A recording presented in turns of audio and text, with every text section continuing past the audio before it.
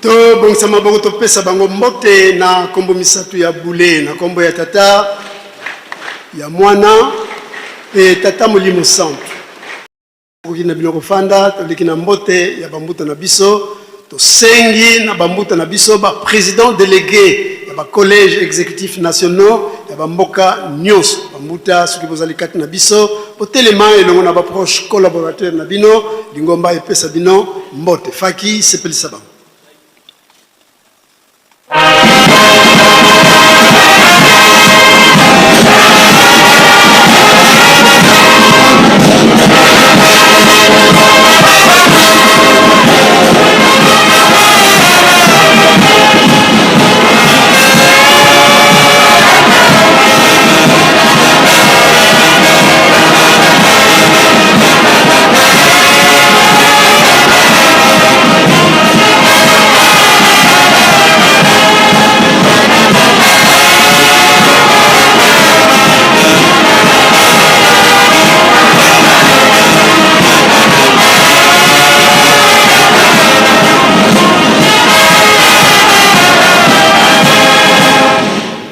Bongsama bongo to pesa bamuta na biso mbote ya sengo pelo kumu na kombo misatu ya bule na kombo ya tata ya mwana pe tata molimo santo.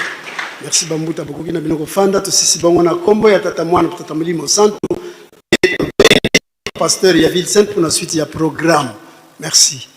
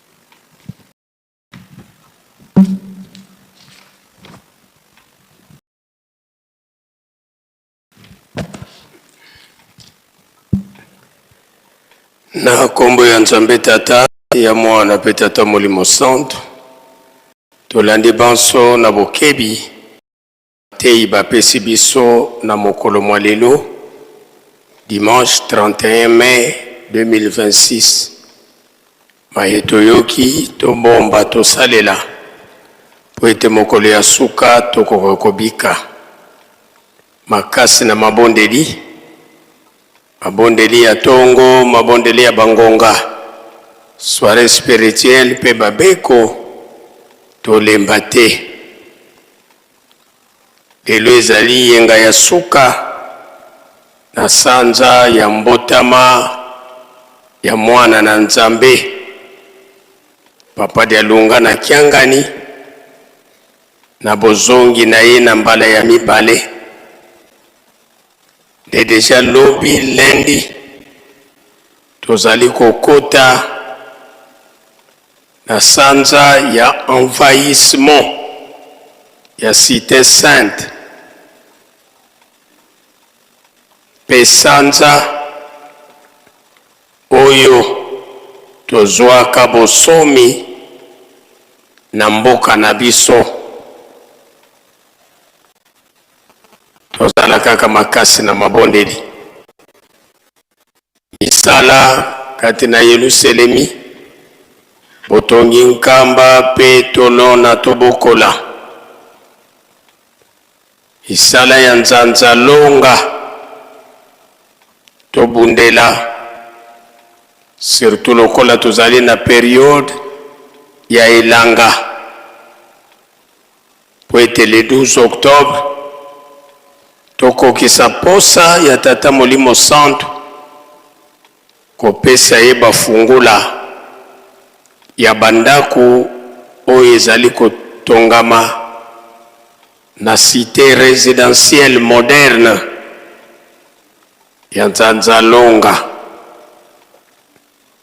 banza biso nyonso tozali kolanda na bokebi nyonso. Moko te abosani mobeko oyo. Malgré biso nyonso tokoma kobosana yango, kosabote yango, me mobeko wana ekufa te. Ete bazamba oyo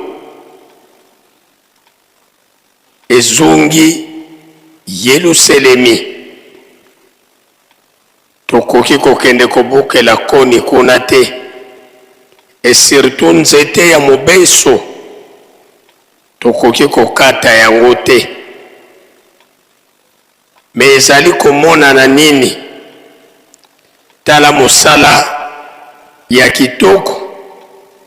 Malgré na pasi to réaliser kuna na ndimba mankondo.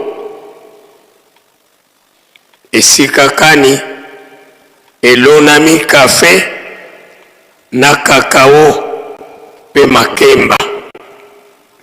Meye komona na nini? Biso mingi toyebi te soki kaka bandeko na biso ya kamfuma to biso ba mosusu tozoko hutaka bipai mosusu tozongeli bizaleli wana ya mabe ya kokende kokata banzete na kokata koni kuna na ndimba mankondo. Elokola toyebi na biso banzete mosusu te, tobandi meme na kokata na kafe oyo elonami kuna na kakao. Tina bazali kosenga na bandeko ya sécurité tofongola miso. Oyo nyonso akokangama na ye na ndimba mankondo etalise yo moko. Lingomba akotika yo pe tranquillité. Voire même na banzete oyo balonaki lokola bapike pona kolakisa ete awa balonaki kakao to balonaki kafe. Na motema na biso soki ya mabe soki ya malamu, yo moko pesa réponse. Bapike wana to bandi kopikola yango, to komisa yango bakoni. Yebite biso ba o tozoko sala ndenge wana bakotia biso na esika ya banani, ya bato mitema ya malamu to bato ya mitema ya mabe. Na banza malamu biso nyonso totosa pamba te biloko wana ata lelo te lobi na lobi kuna ekobikisa biso. Ezali richesse moko munene oyo biso moko tozali kolona. Totie elike ete biso nyonso tolandi pe tokotosa na tina ya misala ya lingomba. Toyebi yango malamu ete na nkamba boloni nzete oyo tobengi reboisement ezali na motu ya makasi. Elanga yango oyo na tina wana esengami na papa chef de camp to sensibiliser bankango na biso mokolo ya mercredi na misala ya lingomba. Tokofongola ba perse to banzela bisika wapi tokotimola mabulu oyo tokolona banzete o tozali na bango ya ba germoire.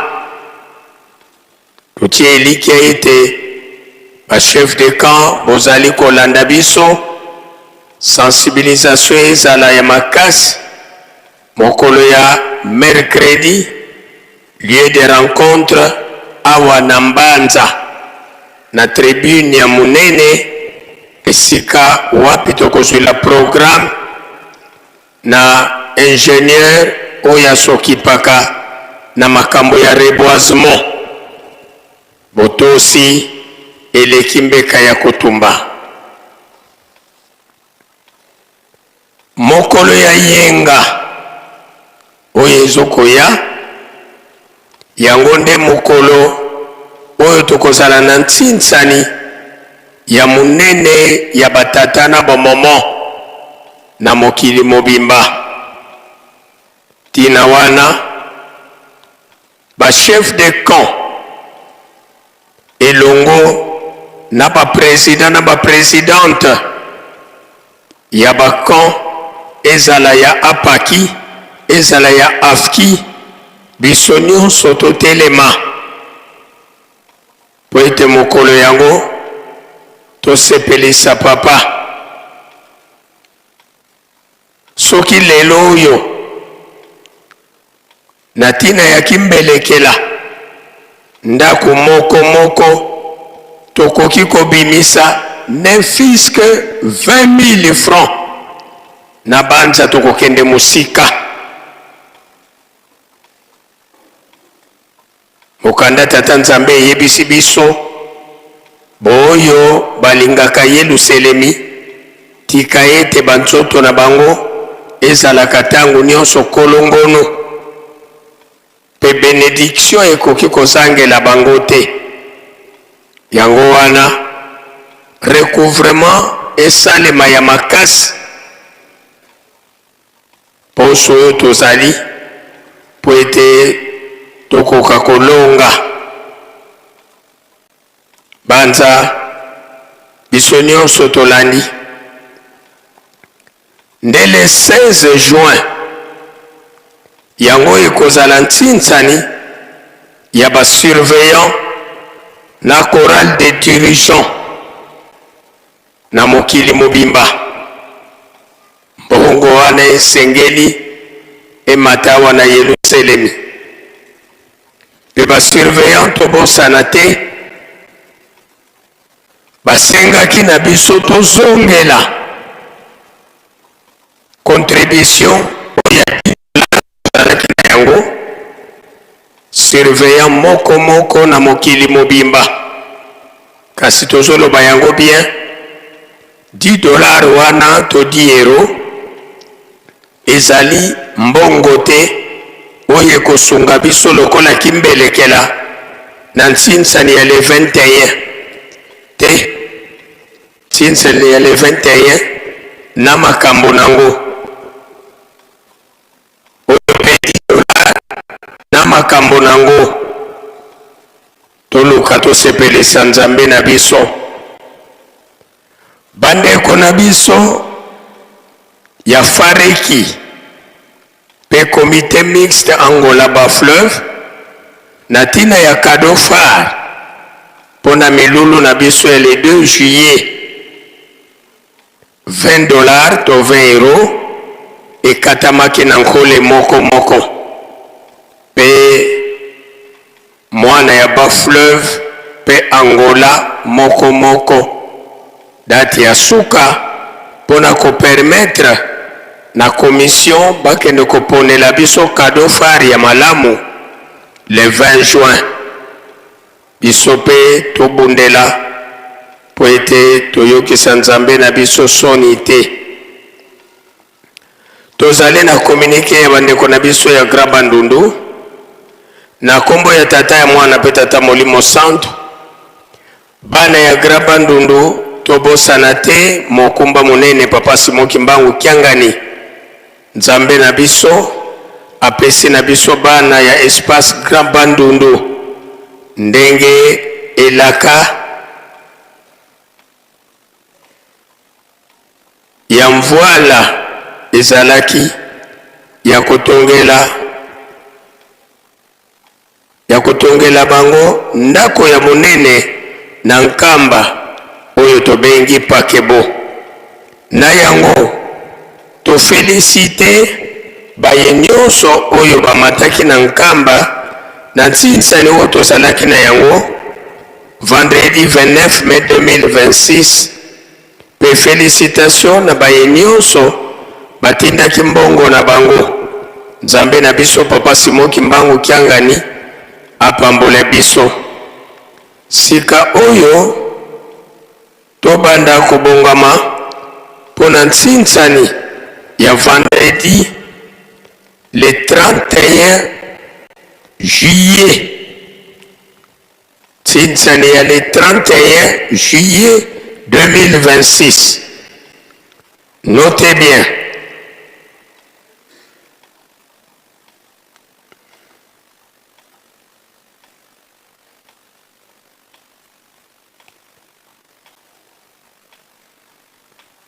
Ntinsani ya makasi esalema po ete bapaya ya papa oyo bakoya le 8 juillet 2026 baya kokomela na deuxième partie ya deuxième étage pona kosukisa nyonso ya Kinshasa bayebaki na ntinsani ya le 29 pe bazali awa bokokuta na lobi lundi sima ya ntinsani ya mazout na chantier na bino kuna na Ngombe Nsuka moko azanga te na banza bana ya bakra bandundu balandi pe biso nyonso tokotosa pona kobongisa le 8 juillet nde tozali na bantinsani na niveau ya ville sainte tinsani interposte chaque section na baposte na ye. Match aller dimanche le 14 juin 2026 et match retour dimanche le 28 juin 2026. Et sengami na pasteur sectionnaire moko tobongisa malamu baposte na biso tobosana te bakoupe ekoma kopesama même na niveau ya baposte oyo bakosala makasi na bantinsani wana na le 8 juillet totie eliki ete bachef de poste tokobongama malamu biso mpe na bakamp bantinsani oyo ebongasami jeudi le 11 juin na 9h quand weno akoyamba kan mason kan fuma akoyamba kan kipaku na match retour jeudi le 25 juin kan mason akoyamba kan weno pe kan kipaku akoyamba kan fuma bandeko ya faki ndenge tolobelaki yango fête na biso c'est samedi le 6 juin kasi mpona ntinsani na biso match retour interpupitre yango ekozala jeudi le 4 juin na pokwa nsima ya ntinsani ya batata na bamama. Alors biso bamouvement mosusu na ntina ya kosunga bandeko na biso ya faki chaque mouvement tokobongisa kimbelekela ya 100 000 francs oyo tokopesa tango bandeko na biso bakosala ntinsani na bango interpupitre na banza biso nyonso tolande na bokebi nyonso mpona kosilisa awa bapesi programme mpona bobimisi nzoto mpe bokundami ya tata na biso papa Masika Batuvwidi Augustin nde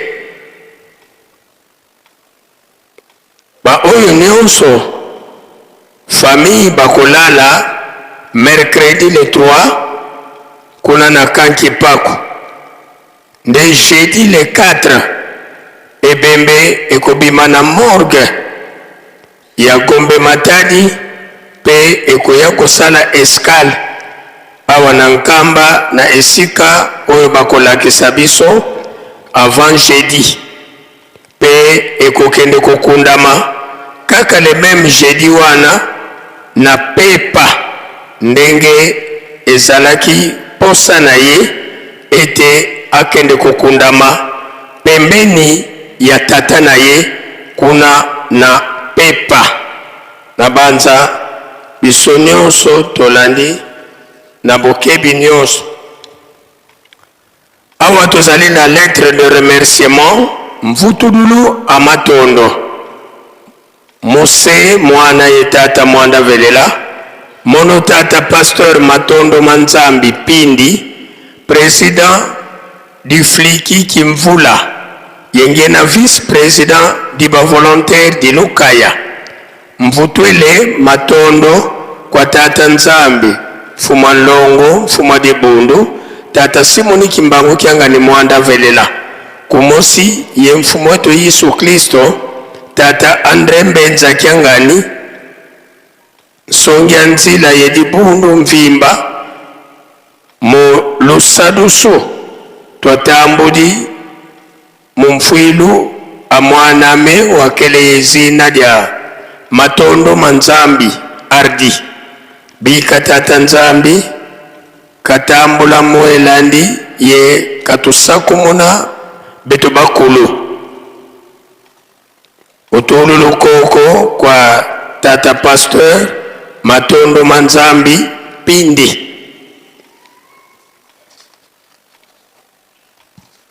nalibanda soki tobimi yambo honneur ya papa sima ya honneur ya papa défilé ya faki na ba surveillant pe ba oyo nyonso babongami pona koliesa mbanza parmi bango ba préfinaliste ya secondaire bango pe bakoleka pona kado na bango babongisi epa ya tata Molimo Centre semanango opération 3000 francs pe tsinsani ya ba mouvement ndenge kaka tosalelaka yango mikolo nyonso ya yenga pona mayo tobongisaki tosilisi boye okombo ya tata mwana pe tata Molimo Centre pe tozongi na bopesani mbote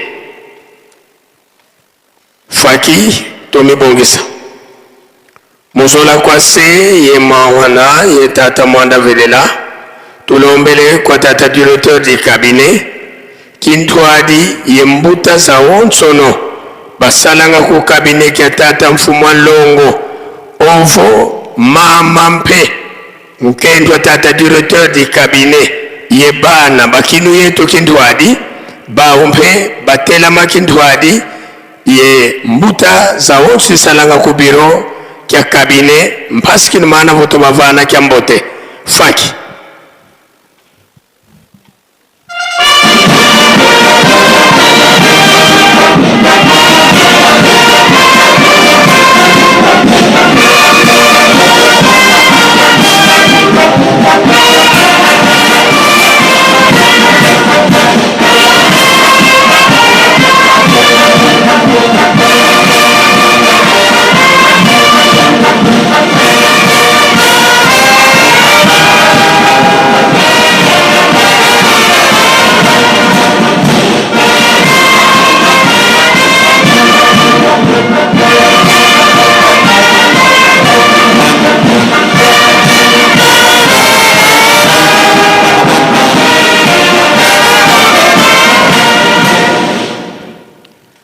bika tokubike no moko twavana mbuta se tokyambote munkumbwa se ye mwana tata Mwanda Velela munkumbwa se ye mwana ye tata Mwanda Velela bambuta tulendele kutovwana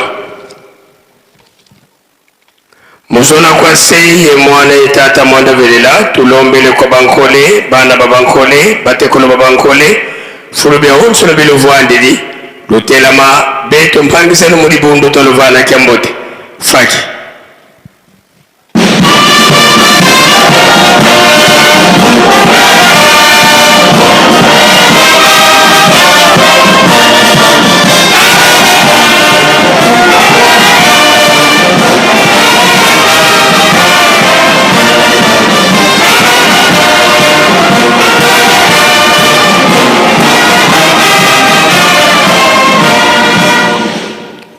bika twakubike no moko twavana moni miampasi mbote mozola kwa se mwana tata mwana velela mukumbwa se ye mwana ye tata mwana velela bambuta tulendele kutovwana fake bokolimbisa biso moke tokotanga nanu mukanda oyo yambo topesa bino nzela tozali na mukanda euti na cabinet ya tata Molimo Santo ezali na numéro 188 à tous les responsables de l'église kimbangiste à travers le monde tous. Objet, note d'éclaircissement et précision sur l'Intsinsani international mensuel à Paki Afki. Chers responsables, au nom du Père, du Fils et du Saint-Esprit, nous vous adressons nos salutations fraternelles et vous rappelons la lettre de sa divinité Papa Simon Kimbangu Kiangani, chef spirituel et représentant légal de l'église kimbangiste, référence C007 bar EJCSK bar CS bar 01 bar 12-2 bar 2026 du 10 mai 2026 concernant l'organisation d'un Tsinsani mensuel entre l'association des papas kimbangistes à Paki et l'association des femmes kimbangistes Afki, partout où notre chère église est implantée. En effet, nous donnons la précision suivante. Les Tsinsani internationaux mensuels entre Apaki et Afki sont fixés le premier dimanche de chaque mois au lieu du dernier dimanche du mois, de manière à permettre à toute personne d'y participer compte tenu des différentes dates de paye. Cela étant, nous demandons à tous les révérends présidents délégués de collèges exécutifs nationaux, le pasteur de la ville sainte d'Enkamba Nouvelle-Jérusalem et les pasteurs responsables des paroisses kimbangistes dans le pays où il n'existe pas de collège exécutif national qui nous lisent en application d'en faire une large diffusion.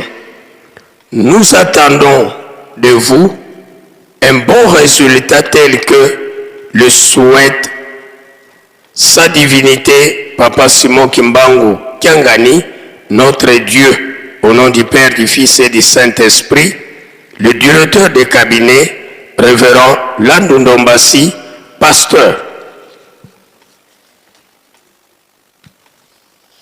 Tokosilisa na message de remerciement de la famille Makenisi Mpakasa Henri.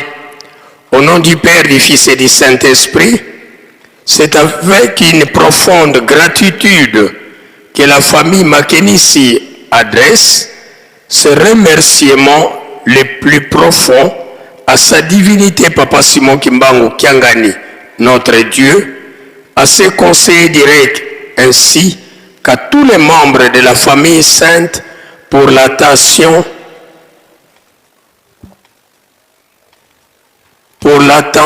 toute particulière qu'ils ont accordée à notre famille dans l'organisation des obsèques de leur fidèle serviteur, le révérend Makenisi Mpakasa Henri, et qui se sont déroulés dans la paix, l'honneur, la bonté et la dignité. Cela nous a apporté un immense réconfort dans la traversée de cette douloureuse épreuve. Le remerciement de la famille Makenisi s'adresse également à tous les membres du corps ecclésiastique, aux croyants et sympathisants kimbanguistes à travers le monde, ainsi qu'à tous les anonymes pour leur présence, leur soutien, leurs prières et leurs nombreux témoignages d'amour et de sympathie dès lors qu'ils ont contribué de diverses manières à sa consolation. En vous réitérant notre profonde gratitude, retenez que vos soutiens à tous et à toutes resteront à jamais gravés dans nos cœurs et que notre Dieu vous en rétribuera en retour. Au nom du Père, du Fils et du Saint-Esprit, fait en Kamba le 31 mai 2026 pour la famille Makenisi, Kuzamba Makenisi Mondo. Nabanza bisonyo sotolandi na bokebi ko ezala précision ya badati ya ntintsani ya batata na bamama pe lettre de remerciement oyo bapesi biso na famille ya papa révérend Henri Makenisi nde esika tosongisi maloba na faki.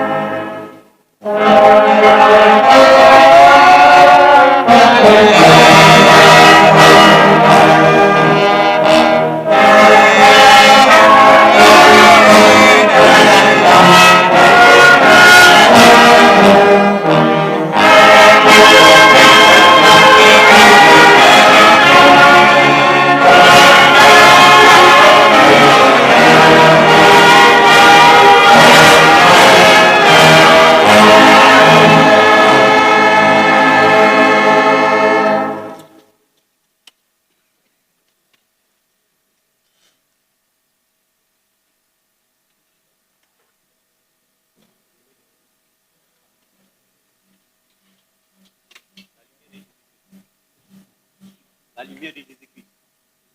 La lumière de Jésus-Christ.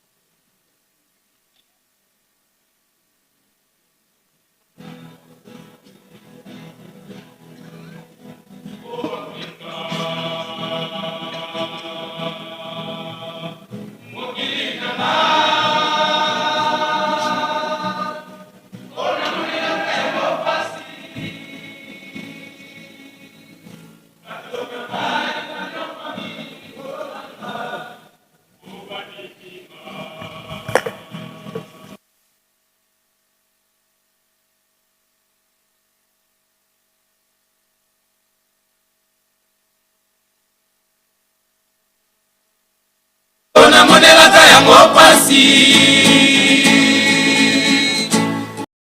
ai banyokwami likolo nanga o bandimi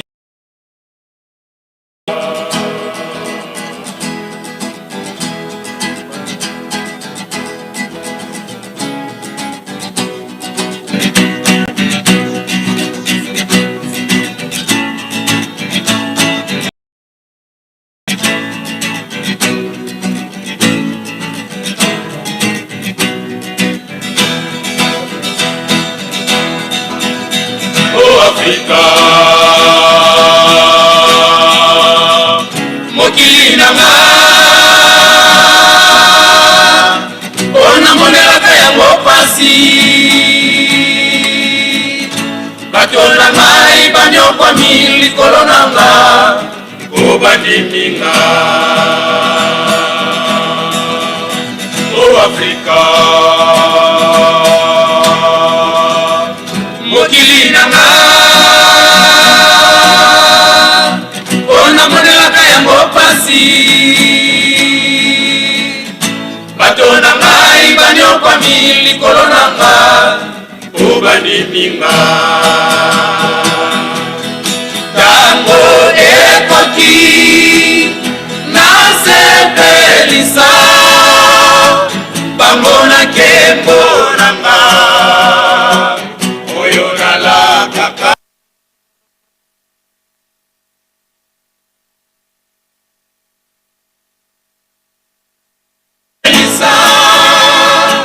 bango na nkembo nanga oyo nalakaka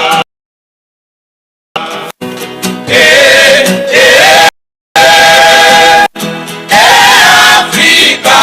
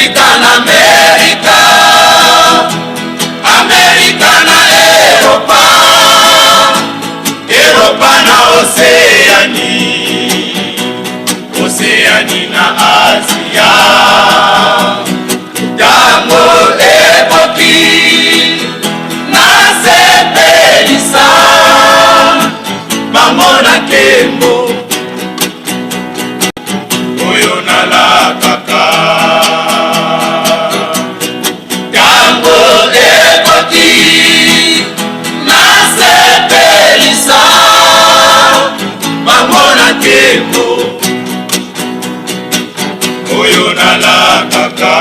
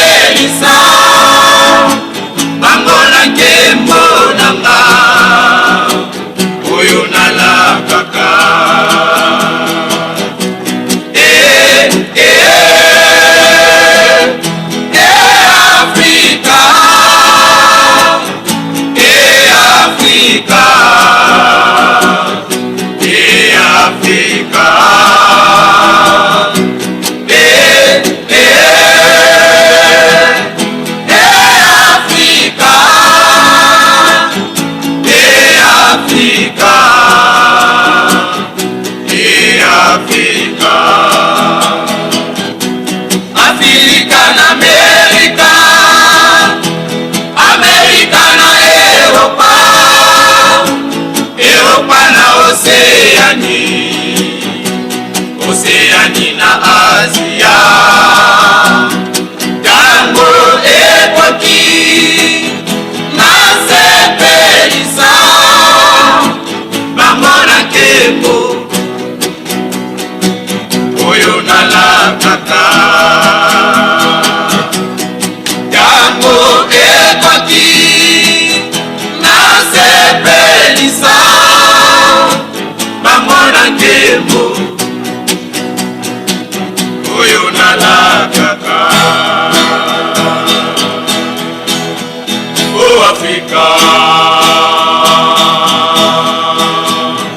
mokili nanga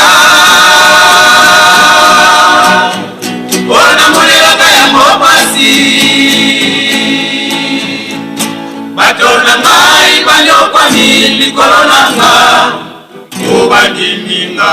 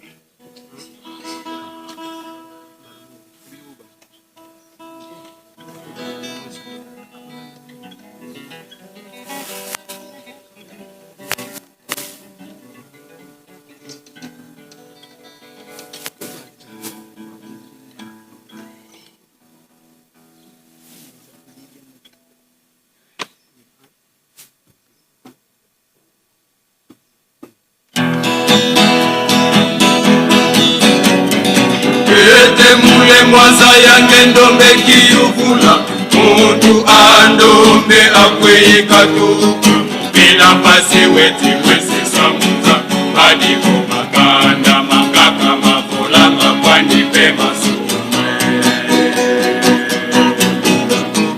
tekanda ndombe unu visidi bila wasalama ni mangeye wantetu ya kadelo akitini momakanda momanza tona mona mbadikulu nendombe ni tutatanza mkivanjamu tukasondela olozani elendokyana elake mulema nevidelage kimusololo cimane muselulwane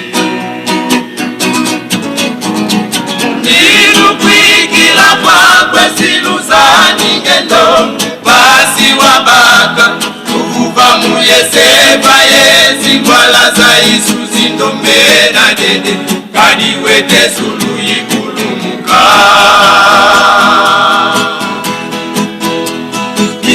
isalutumulwa kempelwa niyenzwa mitinu katutuma tumanisi mingi bazezele muminu yehova kyatangu sendwa mitundi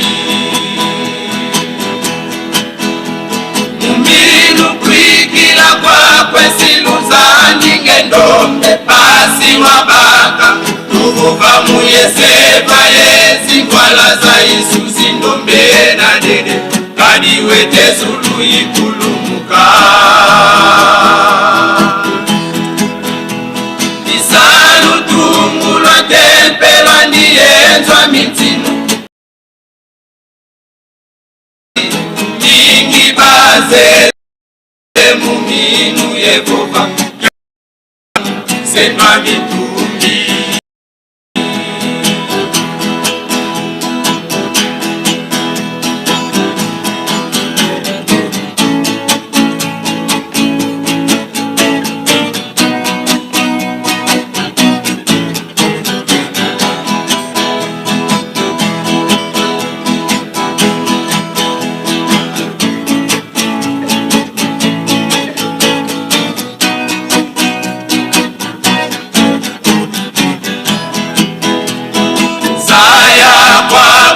mama kudikila kwani bafula ya kwala ikwanza yeni mfama bikuza muli zeye kwa kunjo na wafilatwe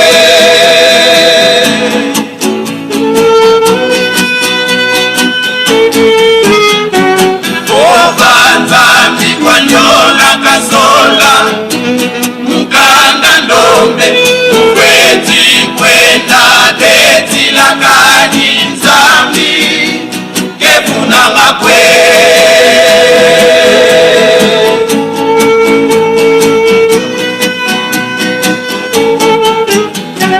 tela mana kekende kusoto kani mubiku kubya tangweyi mjambo tekwani keti toma kwena yani kupata jane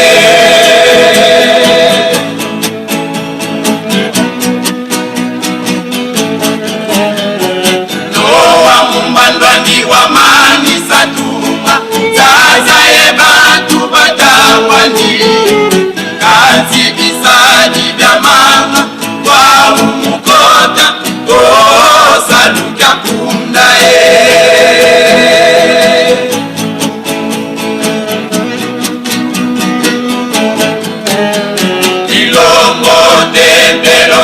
nzambi yamona tata yowani byakulumuka kasi kumengi visabyo sibyakatulwa muza yevwala tatwe ilongo tembelo twa nzambi yamona tata yowani byakulumuka kasi kumengi visabyo sibyakatulwa muza yevwala tatwe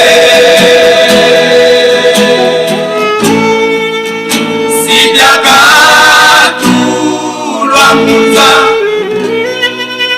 yevwala tatwe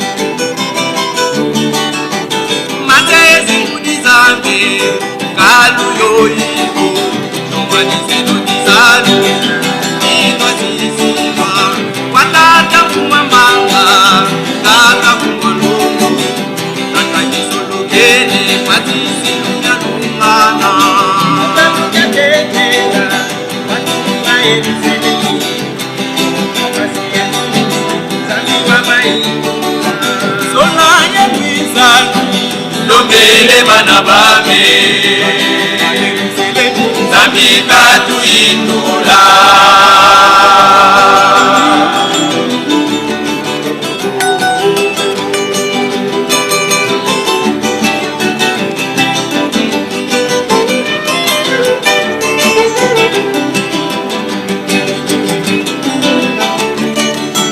Mazezi nudizame Kalu yoyiko Sanu igwa ziziba watata kumwambanga tata kumwandongo tata kisulukele pasisi lunyalumana itakujatekela matukunga eliseleni masienu samiwa baitula sola yekwizani lombele bana bange Zamika tuindula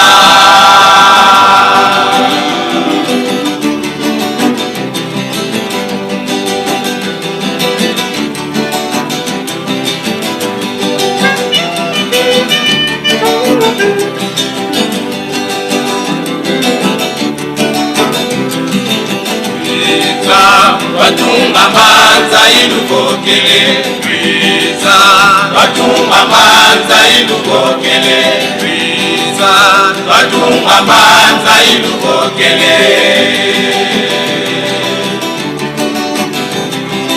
Risa Watunga manza ilukokele Risa Watunga manza ilukokele Risa Watunga manza ilukokele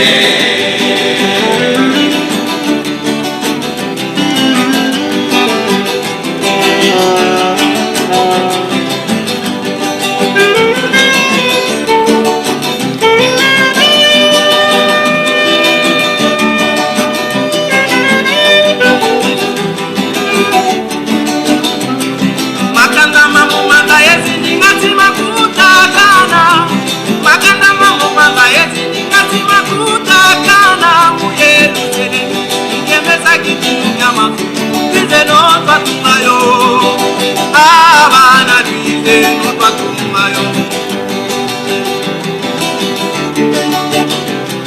Makanda mamu manga yezi ningati makutakana Makanda mamu manga yezi ningati makutakana Muyeru chele Ngemeza kitinu nyama Bize notwa tumayo Abana bize notwa tumayo Risa Watunga manza ilukokele Risa Watunga manza ilukokele Risa Watunga manza ilukokele Risa Watunga manza ilukokele Risa Watunga manza ilukokele Risa Watunga manza ilukokele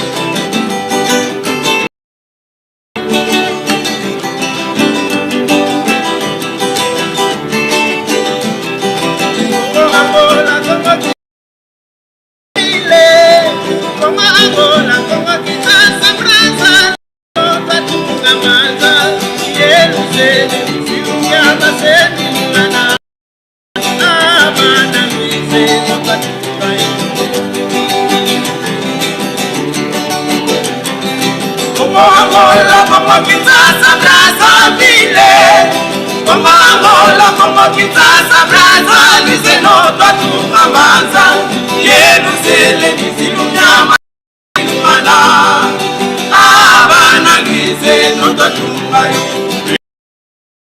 Tu amanza ilukokele Risa Ilukokele Risa Amanza ilukokele Risa ilukokele idukokele Rwiza twatunga manza idukokele Rwiza twatunga manza idukokele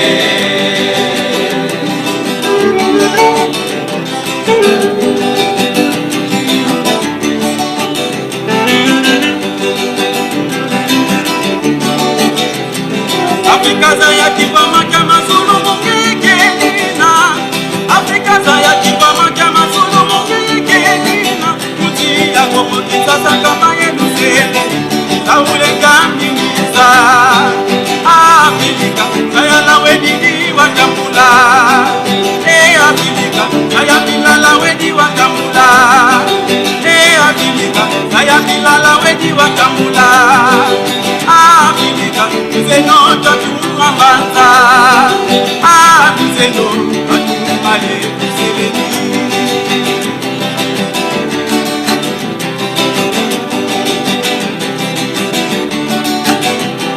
Afrika za ya kibama kama Zulu mungekelina Afrika za ya kibama kama Zulu mungekelina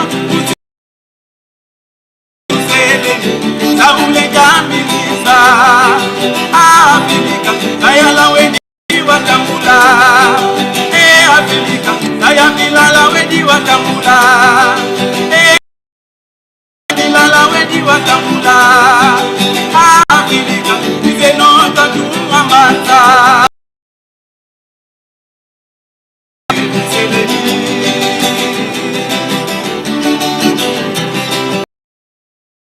Batunga manza idukokele Batunga manza idukokele Batunga manza idukokele Rwiza batunga manza idukokele Rwiza batunga manza idukokele Rwiza batunga manza idukokele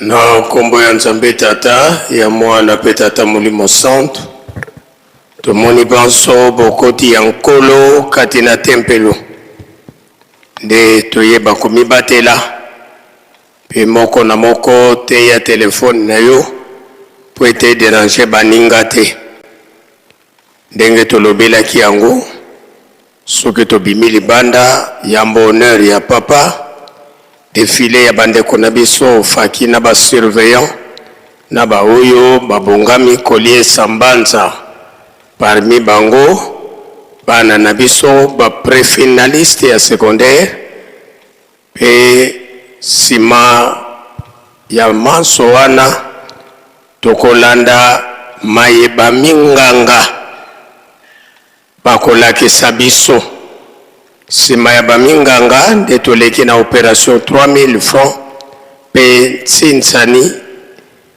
ya bamouvement awa tolingi koprofite bokolimbisa biso tosunga baninga ya Grand Équateur bayebisi na bandeko nyonso ya Grand Équateur lingomba mobimba pe baoyo bayebi bandeko na biso ya Grand Équateur était uta mardi le 26 mai 2026 tata na biso papa Ebake Moto Doris oyo azali président national ya Grand Équateur na RDC asilaki kobungisa molongani na ye oyo azalaki na kombo ya mama Georgette Bolansiku nde nzoto ekobima na morgue vendredi le 5 juin pe ekokundama kaka le même vendredi na cimetière ya Lutendele kuna na Kinshasa. Banza biso nyonso tolandi na bokebi nyonso sika tozongi pona bopesani mbote faki tumilengele.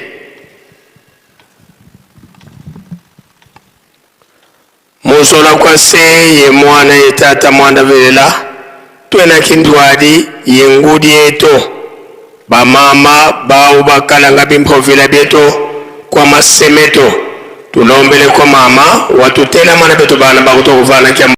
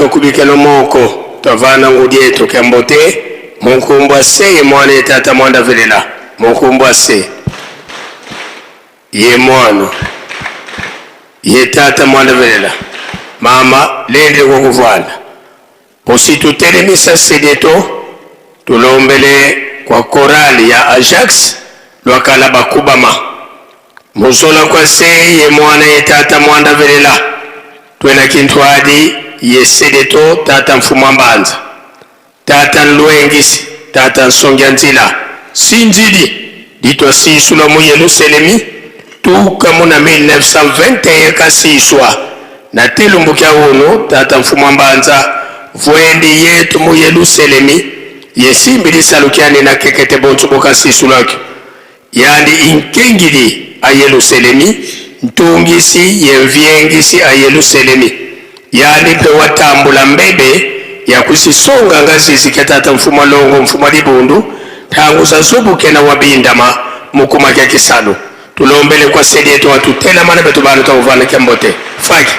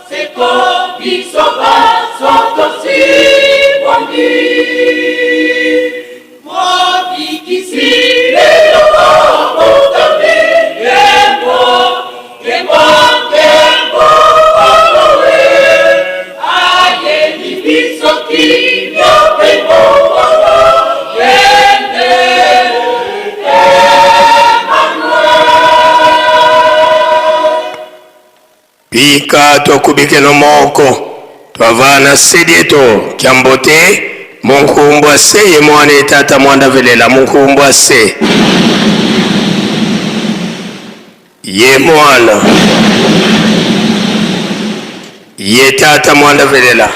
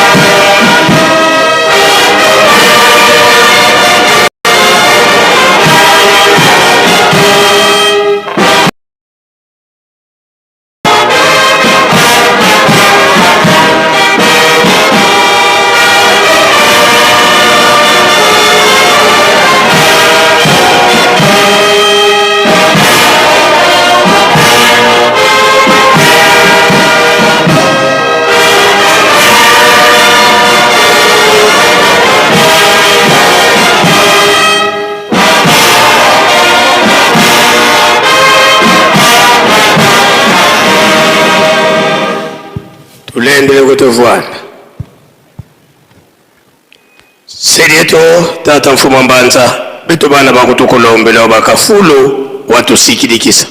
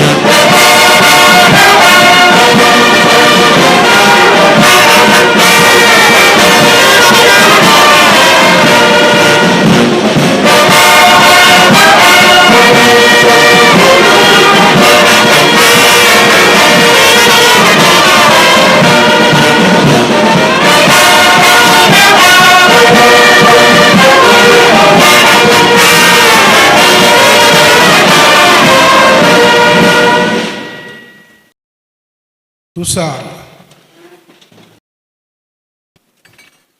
nsambu Yesu Kristo yo zola kwa kutata nzambi wasi yo undani wa kutata mwanda wa velela ika kwa masikila ngamu na ito tuko ya kwa yele mvu se ye mwani tata mwanda wa velela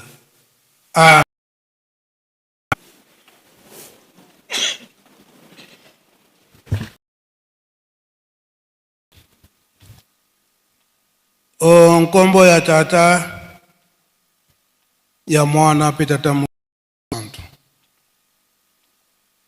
Lelo tozali oyo ezali te me kosilisa sanza ya mois de mai esili pe na mokolo na yenga oyo tozali kokanisa kaka mbotama ya nkolo Yesu boyei na ye ya mbala mibe ya papa ya lunga na Kiangani.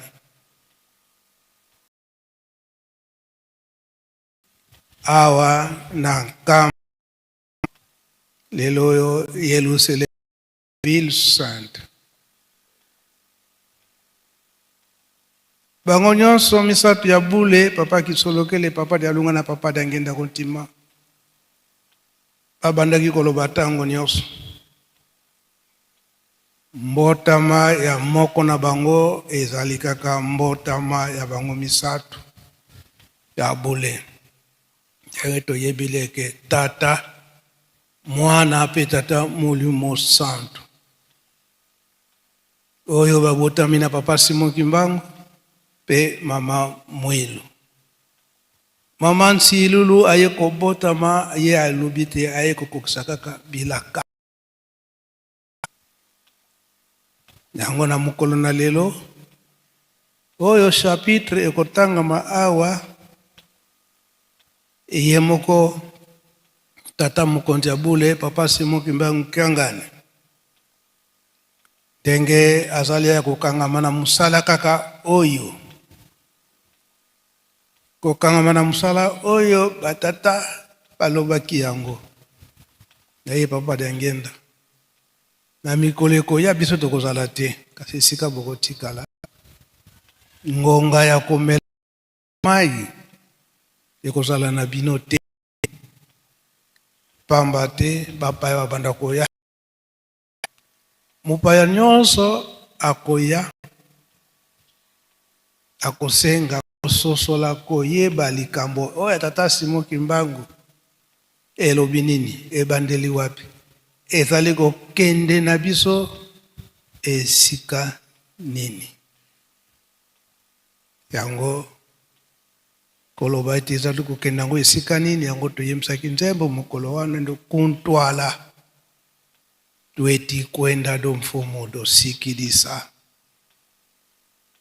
ngolo zitu kondolo mfumo utuana zotanuana yentantu nkali ya mpemba upamba te likambo tango ekososolama moyini akolunga kutya bakali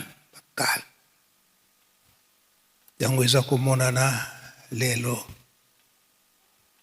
awe ebengami ville sainte maloba ya batu ndenge na ndenge kasi okave oyo tata Nzambe ndenge abongisila yango kaka ekosalema yango tokosenga papa elebe oleka liboso ndenge na lobele yango na etinda ya tata mokonzi ya bule papa Simon Kimbangu Kiangani ye mutapesi chapitre wana pwete ekoka kotangama na mokolo na lelo okolimisa biso na retard monene toye kokota na ntina mpe mosusu te kaka ndenge tolobeli yango bapaya oyo bazali koya poso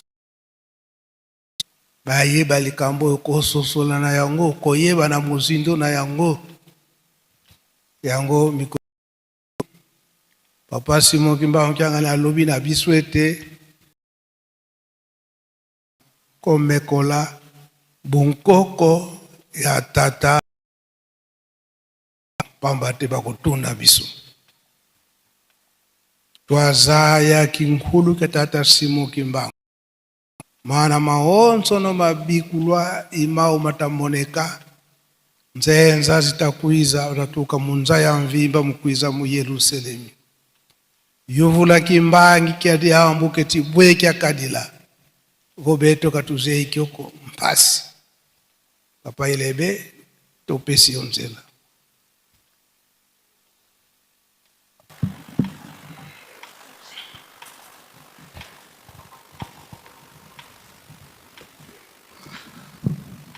Na kombo na tata mwana tata molio mosantu. Tata mokonzi ya Bule, tata molio mosantu papa Simon Kimbangu Kianga asengete malelo. Ézéchiel 37. Molonga moke ya yambo kino oyo ya zomi. Ézéchiel tokomisa na sambo molonga moke ya yambo kino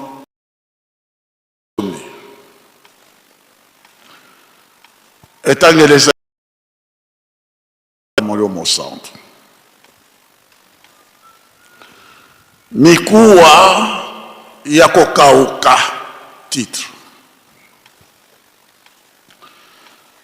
Yawe atiaki loboko na ye likolo na ngai.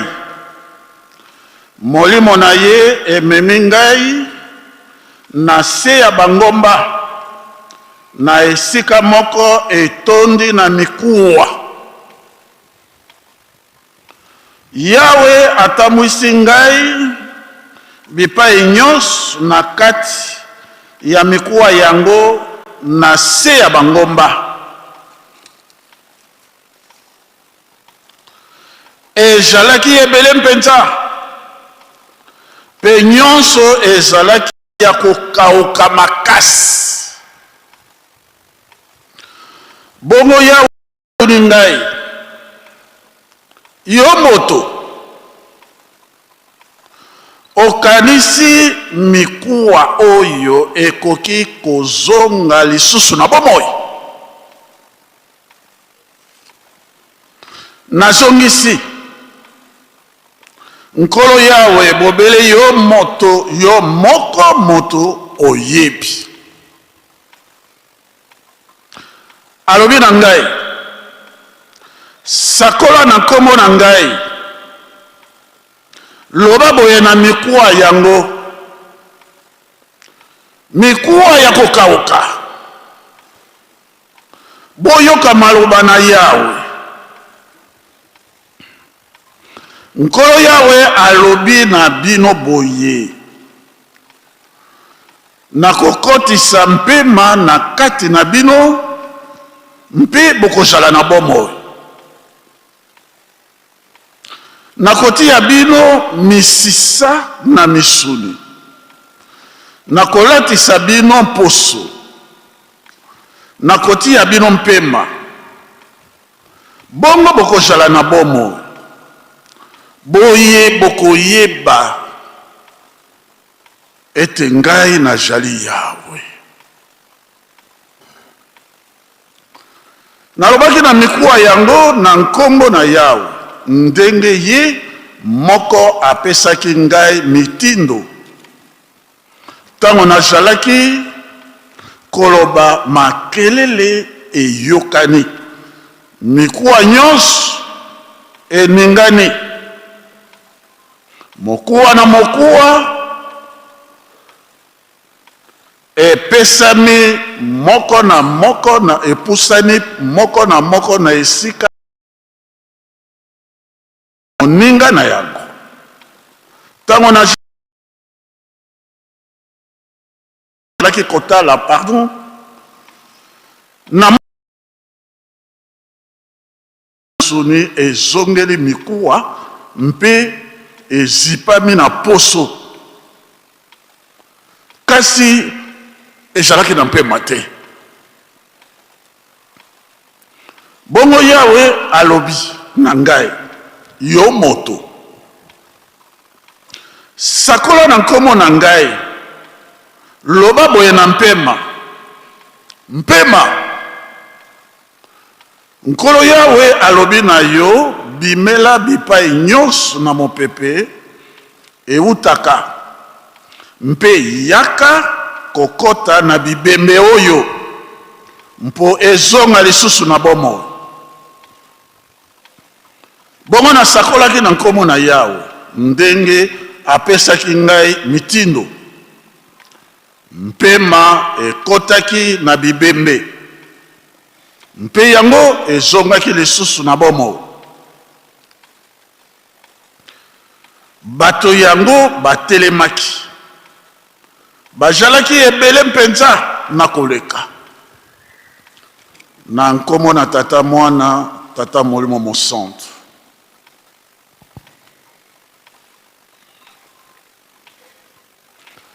Mwa commentaire ya moke na ndenge babongisaki bango mibale na kolo na biso ete ekozongela biso lisusu yango mardi mais tosala yango lokola introduction mpo na ntango. Chapitre oyo ezali na 4 grandes leçons. Leçon ya liboso verset 1 à 2. Verset 1 à 2 elakisi biso désespoir. Bato bazali na bombo ndenge bana na Israël bakenaki na bombo na kati na Babylone. Minyoko oyo ezali kati na bango na kati na bombo. Bapasi oyo ezalaki na kati na ya bango ya kosakana te. Bato batekaki losambo. Bato bazongelaki masumu. Bato bazalaki ya kowa na kati na milimo na bango. Mort spirituelle, désespoir. Yangwana papa diangenda azalaki toujours koloba ete le plus grand péché oyo moto asalaka, le plus grand péché c'est le désespoir. Désespoir. Moto a côté na désespoir alobi na suki ndenge mususu akosala ezali te na kolongwa na situation yo lolenge kani lisungi epai na epai ezali komona na pété. Donc première leçon c'est le désespoir, une situation catastrophique oyo ekomisi moto na suka na bomoto na ye akoki komilongola na kati na kokoso wana te. Première leçon. Deuxième leçon, c'est verset 3. Na verset 3. Tout cela, résumé, synthèse, développement, peut-être mardi. Na verset 3, ezali test yakondima, le test. Nzambe atuni Ezekiel mwana na moto omoni mikwa omoni makambo nyoso tu omoni est-ce que yo kanisi ete mikwa oyo na ndenge yango ekomi très sec ata cartilage te eloko moko na ekomi très sec, c'est-à-dire umeli na kati na passe na désespoir. Est-ce que yo kanisi ete le soko zala na bomo wana ezali test.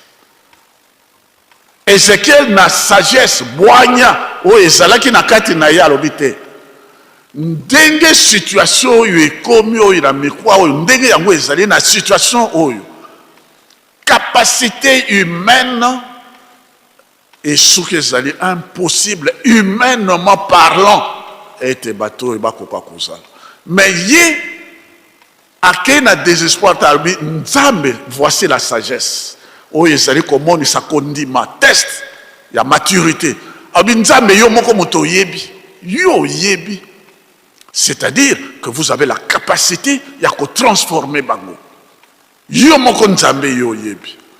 Ça veut dire que nzambe asalaka na moto oyo ayebi ye andimeli ye aza kopesa ye confiance. Tango ye amoni que Ezekiel a pesi confiance andimeli ye ayebete ye nzambe akoki ko transformer désespoir oyo en espérance na bomoy abi yo sakola kasi sakola na komo na ngai. Et ça c'est troisième leçon verset 4 jusqu'à 8. Sakola na komo na ngai yo zali moto mais sakola na komo na ngai loba na mikwa oyo mikwa nazali koloba na bino na komo na nzambe ete bino bokozala na bomoyo. akopesa bino misuni, akopesa bino misisa, akolatisa bino loposo, boko telema lisusu. Yango ezali kolakisa ete moto oyo bapesi mosala na Nzambe yo moko zala na dose na capacité ya kondima la parole de conviction oyo ekoki koentraîner ba mosusu na kati na kondima wana balongwa na désespoir na esika bango bazali bazala lisusu na bomoi eliki aizala kati na bango nde ntango ye azali kosakola eh bien mikwa wana eningani ezongela esika moko misise ebani kokota ebani koningana ekomi ti ekomi na kapasité oyo emonani bato me mpema ezali kati na yango te. Quatrième leçon, c'est verset 9 à 10. Na verset 9 à 10 ezali kolakisa biso te. Il y a une différence entre homme animal na homme divin moto. Oyo azali na kati na bonzoto malgré moto na azali na kati na bonzoto. Mena oyo azali na molimo azali na kati na bonzambe. Vivre selon la chair et vivre selon l'esprit.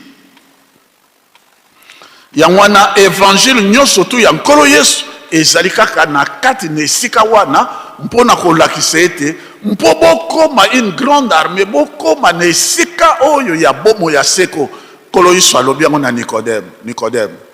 Il faut botama mbala ya mibale oyo abotami na mosuni ezali mosuni moyo abotami na molimo ezali de molimo. Dans Jean chapitre 3, verset 5 à 7, à l'obéna Nicodème.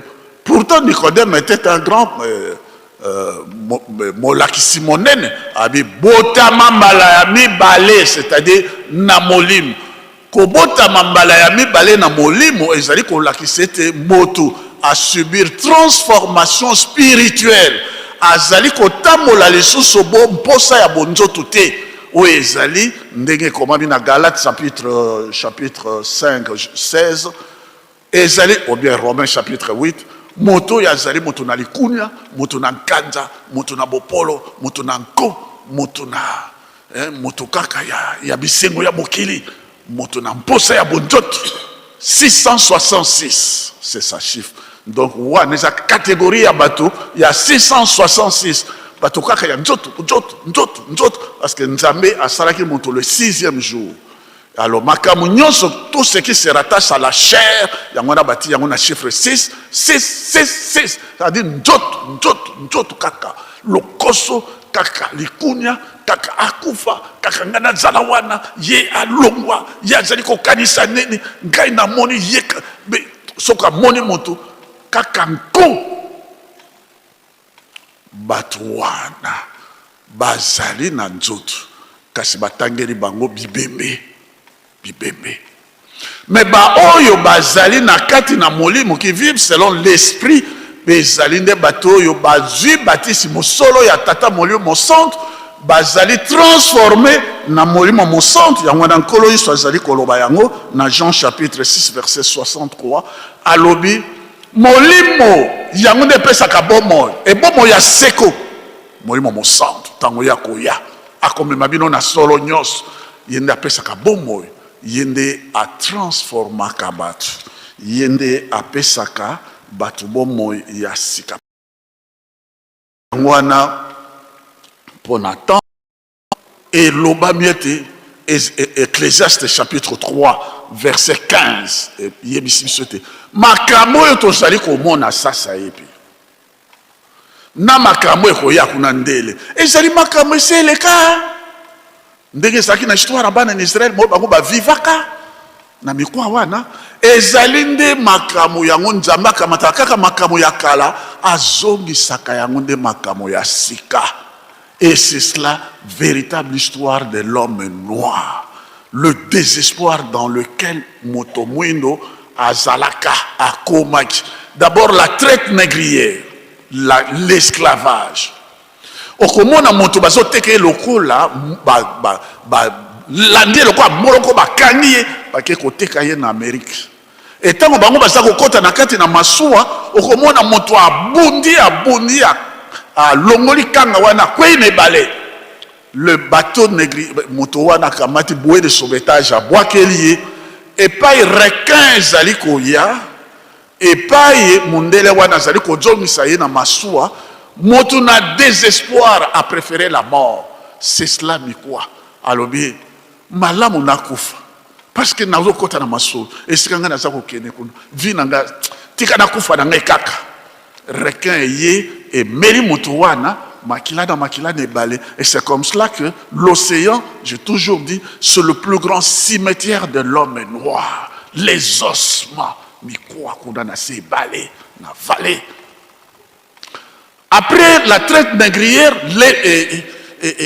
aussi la colonisation systématique, conférence de Berlin. Mo cannabis se komaki na ba oy ba konzi ba zale ko kanga bango o kokisi tono ya nanité ya caoutchouc bakati yo maboko. Colonisation la plus terrible oyo ezalaki na kati na biso, bato mpema esili bakomaki na désespoir. C'est cela mikuwa situation okolongwa na situation wana lolenge kani ezali ko dépasser capacité humaine ya solution humaine. Et papa Kimbangu aye kobotama. Papa Kimbangu akei kuna na ngomba kuna na nase bake kokuta na sa libulu yozo sala na kata okena na kena ko tala bande ko nanga bazali kuna na kata libulu sokotango ekoki na kokena ko bimisa bango. Mikuwa bazali na possibilité te ya komisalisa mikuwa. Et ye kokoma na 1921 wana toyoka katata mokonzi abule tata Kimbangu na nkolo Yesu bayokani mpona kolongola moto mwindo na kati na pasi le 5 avril ya lobi nkamba oyo ekomi Yerusalem na sika. Et puis bana musala abani kosakola mikuwa ebani koningana mikuwa moto mwindo mikuwa ebani koningana tito bani kokota na kati ya lingomba bato bawuti kuna nord sud est ouest babani koya. Et ce que zalaki na bango d'abord désespoir, esclavage, désespoir, il y a colonisation, première guerre mondiale, effort de guerre, maladie du sommeil. Batu ba jonga ki ba mpongo na bango moya ko sambela te ba bi c'est terminé pour nous. Espoir yeli bango. Be bani ko ningana. Miko e bani ko comme sika moko. Et comme batu. Mais ce n'est pas encore ça. Molimo esengeli kokota. Molimo esengeli kosala. Yangwana tata molio mon centre. À partir de 1949, Papa Dialungana a instauré baptême ya tata molimo mon centre. Batu babani kokoma na molimo kotambola lisusu te na bonzoto bateki makamo basi mibale bateki mabinda na bango bazalaki bampungu na bango banani bateki maintenant le mibeko bani kokotela bango bolingo bani kokotela bango na 1956 nde tozali kokoma ete tozali kokoma bato ya sika ya ngwana pe eye kokomela biso na mokolo malelo. Mais but ya ye Nzambe papa a zongisi biso na chapitre. Pourquoi? Parce que lilobe ezali wana ete sakola bato oyo bazongela mikwa oyo ezala na bomoi epe bayeba ete ngai nde Yawe nazali Nzambe na bango. Koyeba Nzambe oyo alongolaki yo mokwa akomisi yo motu Nzambe wana ifo yeba ye 105 ans abimisi biso likama bino bokomi boye nana komisi bino na esika oyo fo boyeba ye babanaki kosakola pe kobenga Nzambe na kombo na ye tokomi na 105 ans biloko ezalaki mikuwa yango ebani komona na bato eyeba Nzambe oyo alongoli yo na esika ya désespoir akomisi yo na esika oyo ozali na bomoi. Otali likambo tata azali kopesa biso apesaka chapitre pamba te seke ntine ezali yango na lobi totonga Yerusalem yango na tozwa mapambo. Papa lemisanga juste une minute. Likambo na bosana kango te c'était à Dallas awate en Amérique nazaki na voyage en Amérique nakutani na docteur Soul, un grand cardiologue congolais. na Dallas aux États-Unis. Alobi nanga alobi papa et révérend Elebe. Tango biso tozozongo na mboka. Loba na tata mokonzi abule papa Simon Kimbangu kiangani loba ne boy. Et loko ezali kati na bino molimo ezali kati na bino. Oyo wana ekima bino te. Oyo za komona mama ateki makala na ye. Adieu kaka 1000 francs 500 pesi na Ningomba 500 francs aluki moya kolia okomona moto awuti mosala tanga awuti mosala longoli veste na abwaki kuna abali kopakola potopoto mpo atonga ndako makamo wana ezali kosalema na bino eloko wana ekima bino te po yango wana nde développement de l'homme noir a regrettable mais mpo na nini papa atiaki eloko wana na kati na biso te tozali na ba millions mais soko biso tozalaka lokola bino otali likeseni molimo yango nde epesaka likeseni changement yango wana nde eloko na motuya okotala batata volontaire atika ntango mosusu Équateur awuta mosika mais makambo nyonso tu ya bonzoto 666 ateki yango makambo ne kaka bonzambe misala na bana na ye bazali kokola kaka na mosala ya kotonga Yerusalem bato wana bazala nzela ya molimo bazali na nzela ya lipamboli kasi ba mosusu akoma na mocholi akoma ne mutu na komela masanga makamu yezanga ntina yango no moni makamu mibale wana tata molio monsanta lobi toloba yango tozala bana na bolingo mibeko pe misala ezala slogan te mpona nini tokoma na esika oyo ezali elaka bososola ete faites-moi confiance ngai nde nzambe na bino ngai nde mutu na kokomisa bino na bisika elaka faites-moi confiance atapasi te o nyonso tu boza komona eleka na kokomisa bino na bisika elaka bondimelanga et faites-moi confiance bokosala makamwisi na kata mokili mobimba kolo yango wana na telemi na komba tata mwana molio mosantu. Merci, Baba Pasteur, pour vous.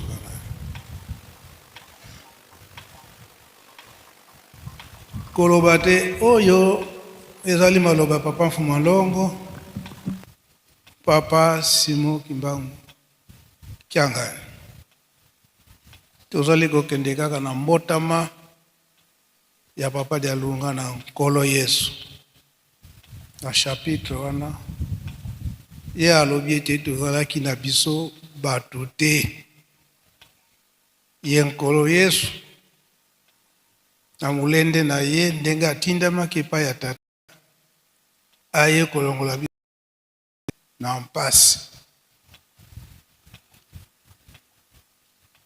mukikongo bisongele ziokele bantu minuka kisiri diakako minuka kena diakako kinkwi kiziki manisi kadi mpasi ziokele matwa silwa kamata Alunga nako kanti munankenda zani munangutuka ya papa de Alunga na utuvutu tidia tukitikiri bonso biyisi tutadiata kaswa bonso mungwa vo masinzenzo nkidaka kisidi lo swaka ka ofeti lo solo mukumakyanki tudiati di mwanzila zina zikondo lo betela mukumakyanki minuki katukidi pasi tanti yani mukina vo aiza muza kutukula utu sika maseri yaka twavutuka anantia maalumani yango lite ya papa Simon Kimbangu kyanga jeteki akopesa biso nzembo wana pe faki boyebi yango bokobonga pe koloba ete papa Simon Kimbangu tenga lobaki tozala kaka na patience ye na malembe comme ça biso na mboka elaka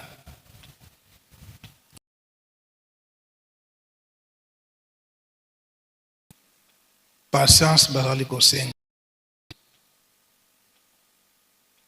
Likambo tata Nzambe tango yambi yango ata kompasi esengeli okomisa yango ti na suka.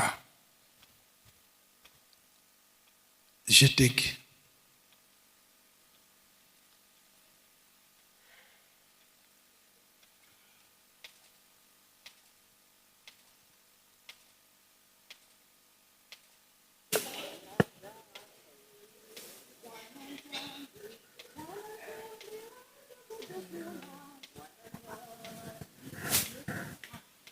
Mwananzambi uluzi, Mwananzambi uluzi, Mwananzambi waita kutukula babanza, Mwananzambi ufeti kembera uluzi, Mwananzambi uluzi, Mwananzambi waita kutukula babanza, Mwananzambi ufeti kembera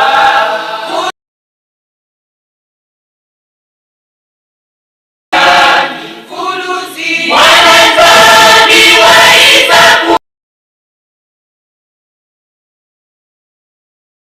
ufeti kembera betoka twakala kweto bantuko kansinge waisa kutukitula unwe kimukembwa Nzambi twenina Mwananzambi ufeti kembelwa uluzi, Mwananzambi waita kutukula Nzambi ufeti kembelwa uluzi, Mwananzambi uluzi, Mwananzambi uluzi, Mwananzambi waita kutukula babanza, Mwananzambi ufeti kembelwa mutombe kyama mbitwa kala fumvudila vokange kwetatanga twabungane tumwele kyakanele votwa manafwa kwambi kambeni ko wako mwavana nti vuluzi, uluzi, Mwananzambi uluzi waita kutukula babanza, Mwananzambi ufeti kembera uluzi, Mwananzambi uluzi, Mwananzambi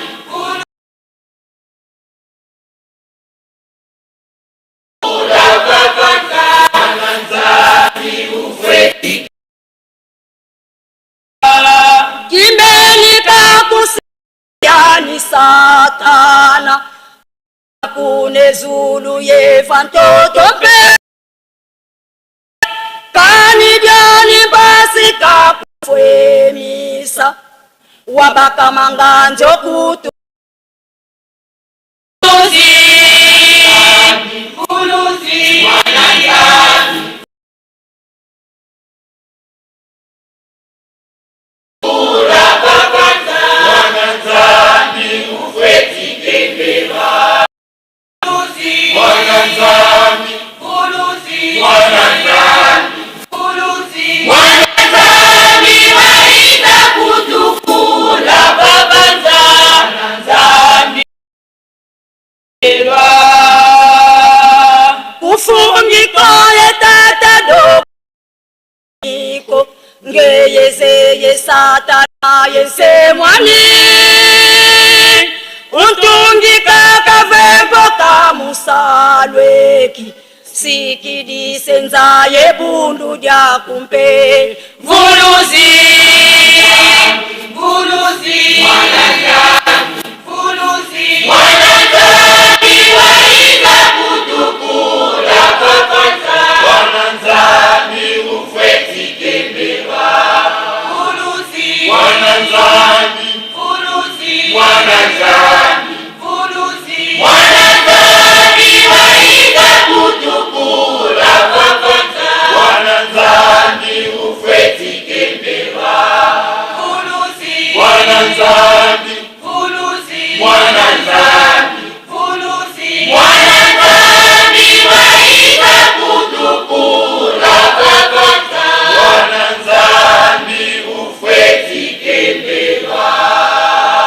oyo na bandaki koyoka on dirait solo ya bana Yerusalemi.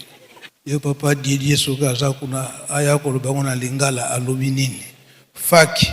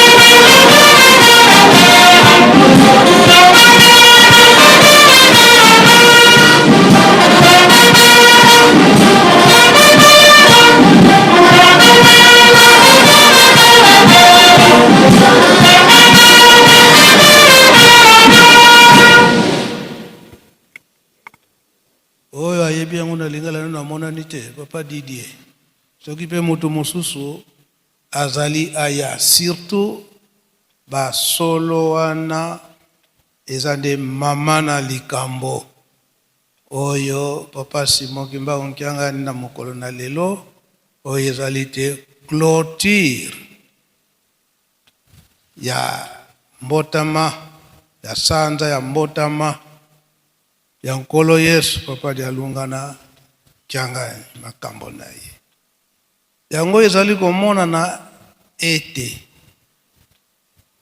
tozala bana ya kotindama na makambo ne mibale papa Dialungana Kiangani kozala makasi na mabondeli po te mipesa pe mingi na misala makambo mibale o tokoyelaka na Yerusalemu mabondeli pe misala misala tozana makasi ya botongi Yerusalemi po ete makambo na bango ndenge babongiselaki bango yango ekoka kokokana na bikateli presque ba mouvement nyonso ya lingomba tozana ba demande spéciale kasi tata Molimo Santo papa Simon Kimba Kiangani azali komona ete na ba demande spéciale tozali ko respecter te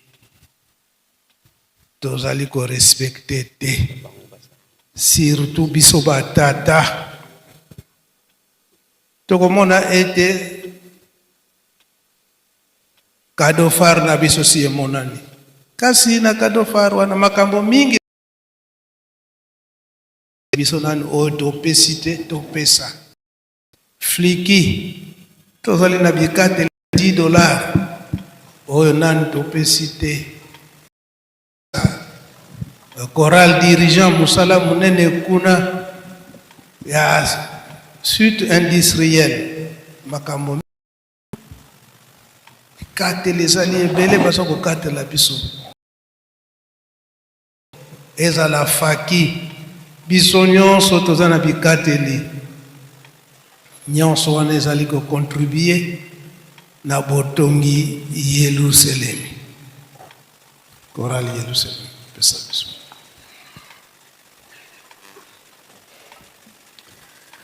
Na kombo ya tata mwana tata Molimo Mosantu, papa nasengi bolimbisi pamba te nazali na kati ya temple te nayebaki mpe programme yango te, papa limbisa ngai babenga na telefone mwa makambo mike mike ya kolani na bandaki kolandela papa bolimbisi.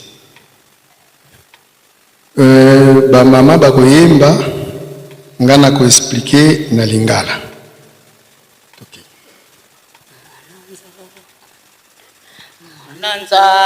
Mvuluzi, mvuluzi, Nzambi waiza kutukula, Vavanza, Nzambi ufetike mbelwa. Mwana na Nzambe ayaki pona kosikola biso. Mwana ya Nzambe yende tekoyi kosanjola pe koyembela. Couple lobi bongo. Mwana Nzambe donc Kolo Yesu papa da Lungana ayaki pona kosikola biso pe yende kaka foto yembela pe kosanjola ye. Solo. Beto petwa kala kwetu bantuko, kansinge waiza kutukitula. Biso tozalaki na biso batute. Kasi yonde oyaki pona kobongola biso to pona ko récupérer biso. Uneki munkembo Nzambi twenina, mwana Nzambi ufetike mbelwa. Lelo oyo tozali kosepela. Biso nyo tovanda tozana esengo ya kobenga mabakimbangiste bana ya tata Molimo Mosantu. Yango balobi na suka yende ka foto yembela to sanjola ye ndenge asikola ki biso ndenge a récupérer biso abongoli biso batu tozali na biso batu te. Deuxième solo. Mutombe kyama mbitwa kala vumvudila. Tozalaki kotambola na boyinga. Tsayi na mabe. Tozalaki mitokosamaki mingi na bowumbu ya Satana. Tosalaki mingi Satana. Fukangi kuitata twabungane, tumwene kyakanele votwa mana fwa kwambi. Soki yote tata tonkolo nde tobungi libela. Awa tomoni pole. Kambeni ko wako mafananti. Awa tomoni pole pamba te po yo bakisamaki na ekuluzu. Donc kobakisama na ye na ekuluzu amipesa kimbeka po na biso bato. To sikolama to longwa na bowumbu ya Satana. Troisième son. Kimbeni kakusidi yani Satana, tukakune zulu yevantoto mpe. Satana akomisi Nzambe lokola ennemi na ye. Kobanda awa na se ti likolo agire penza lobi Nzambe na ye fara. Yango tozomona pe makambo ebele tozomona mingi surtout na Lingomba ndenge papa mukolo wana mukolo ye moko papa Songanzila alobaki na kati ya Lingomba bankoyi bazali, bantaba bazali, basoso bazali, barenar bazali. Siku nani Soso, nani Renard, nani Nkoi, nani Ntaba. Nani akolia moninga bitumbe makasi. Satana te bitumba makasi na lingomba. Kobanda awa tili kolo agire alingi kimia ezala te. To biso ba na Nzambe to na mayele bosi sa place tikali. Kani jani kasika kufwemisa wabaka manganzi okututumbila. Do posa ya Satana Nzambe tata mulio mosanto ayoka kanda po abebisa nyonso. Saina bana na Nzambe na bana na ye Satana Nzambe azwa eloko te na kati wana. Posa ya Satana ezali bongo. Posa azotuka tata Nzambe pamba te ayoka kanda abebisa bilaka nyonso yeko kisamate. Biso no tozwa perte bana na Nzambe tozala maye.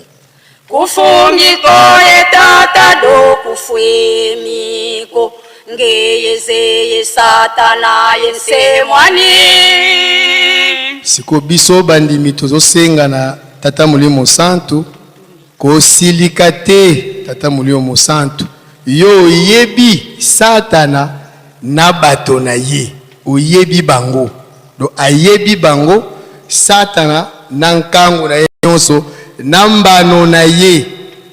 Donc punition ya Satana ye moko tata mulimo santu se ayebi yango deja asilikate po abebisa na ba innocent.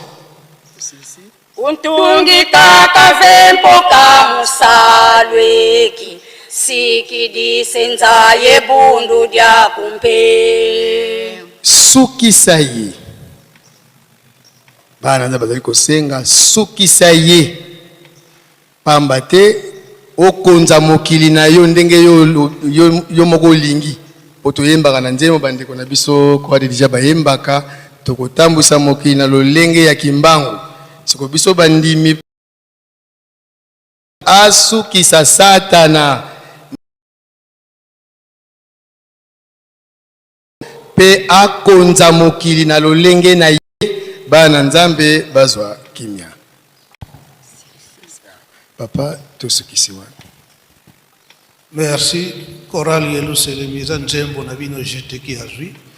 Eza bolingo etata Ingeta mo centre na nzoto papa mwanda abanda bibosenga kete nzembo ya Chorale Yerusalemu jeteki a tuti yako. Félicitations na bolingo. Tosepeli mingi papa biso pe tosepeli. Merci papa. Merci beaucoup. Lite ya papa Simukimba Mujangani lelo nde yangwana.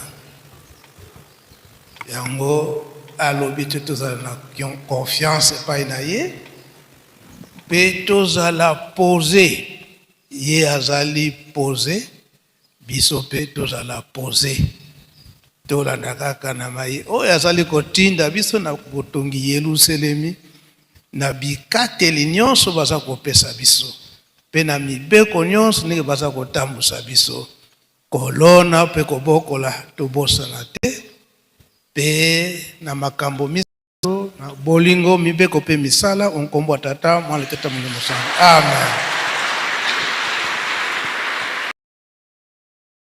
Okubike no moko twata lusia moso totambu kwa tata mwanda velela muzola mwanda velela munkumbwa se ye mwana ye tata mwanda velela.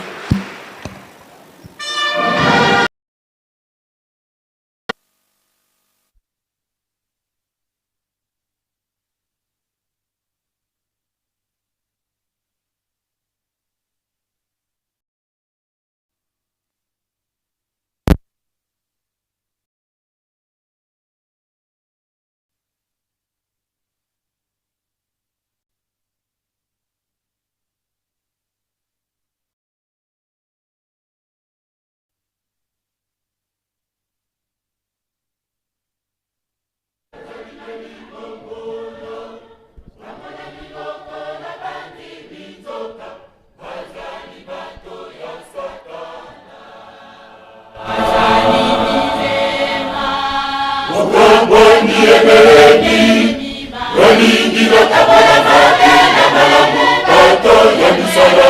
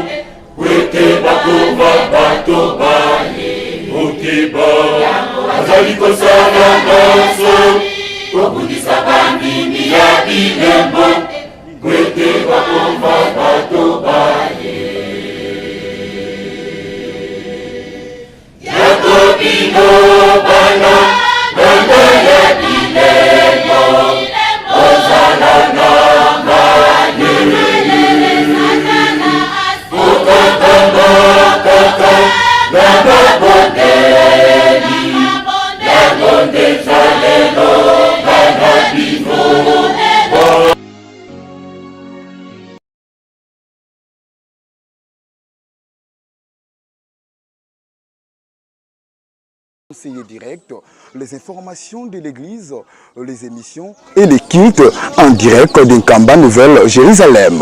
Venir.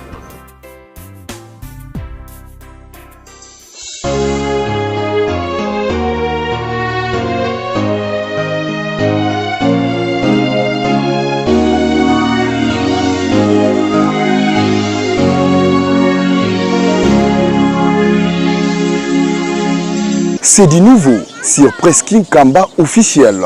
Dès maintenant, vivez les activités du chef spirituel et de ses conseillers directs, les informations de l'église, les émissions et les cultes en direct d'Inkamba Nouvelle Jérusalem.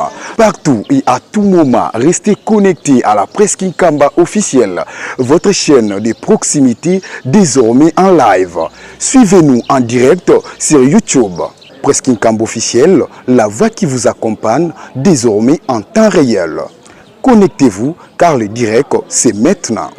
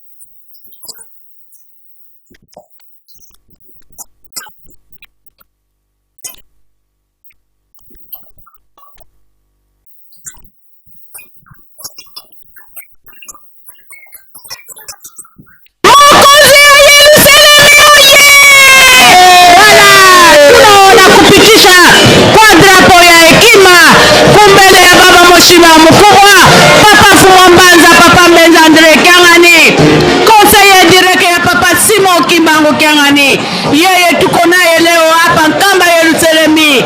Wala tuko naona wa surveillante weko napita kumbele ya baba Mheshimiwa mkubwa na heshima yote kwa kuonesha kama tunapokea alama mzuri sana kwa siku ya leo, siku ya 31 mwezi wa 5 mwaka huu tunao, kwani baba Fumwambanza anatuonesha kama kuzaliko kwa baba Fumwambanza ni kwa kutupatia sisi hekima, kutupatia ukweli wake, kwani yeye ni Mungu katikati yetu, anajaliwa na mapendo na shukrani kubwa.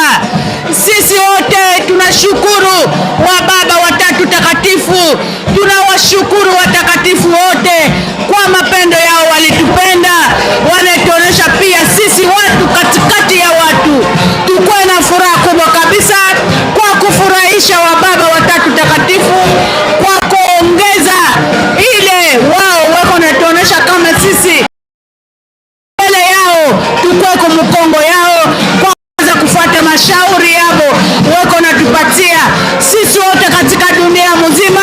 Tutazame baba Simon Kimbangu Kyang'ani, kwani programu ya Mondante iko katika mikononi mwake, iko katika moyoni mwake. Tunaona wafanfari mizisi Kimbangiste wako napita kumbele ya baba Mheshimiwa mkubwa Papa Fumwambanza, Papa Nsonganzila kapita Yerusalemi, wala biblioteke ya Yerusalemi ya wao wale wako napita kwa kuweza kutupatia alama yake ya kimya ya kuweza kutushindisha kwa bovu shetani, yenye kututosha magonjwa, yenye kutuombea vita itunayo hapa duniani. Baba Fumwambanza yeye ni kaka yetu mwenye kutumia mashauri ya mzuri kwa baba Fumalongo. Tuko naenda pole pole wa baba na mama kwa kufurahisha kama Yerusalemi hakuna. Asante sana mama Safi Rose ya solo touti kolanda lokumu bekembo ya papa Fumwambanza, Papa Andre Mbenza Kyang'ani. Tokomi bongo na ngonga ya 16h58 ya solo bandeko balandi ozali kolanda biso uto Nkamba Yerusalemi ya sika awa tozali na esengo makasi pwete tozali na Nzambe elongo yango na ntango oyo touti kolanda lokumu bekembo ya papa Fumwambanza, Papa Andre Mbenza Kyang'ani. Na esengo nyonso biso baye nyonso tozali ya kobongama pembeni pembeni po ya koselela kaka tozali kopesa kaka esengo na Nzambe na biso, pote Nzambe alingi biso mingi, yende azali koteyaka biso ntango nyonso. Pe lelo atei biso makambo kitoko oyo ezali koloba ke totonga Yerusalemi oyo maloba ya papa Fumwambanza atikalaki kopesa biso. Soki totongi Yerusalemi te, pasi na biso ekosila te, kasi soki totongi Yerusalemi le pasi na biso nyonso ekosila. Atako eza ndenge nini Nzambe akoyokela biso ta kopesa biso esengo na oyo nyonso alobaka na biso ntango nyonso. Yango wana barapele biso lisusu totonga Yerusalemi. Papa Fumwambanza arapele biso bikateli nyonso tozali korespekte te, andombolo oyo bazali kosenga tozali korespekte te, tosala po te tozwa libo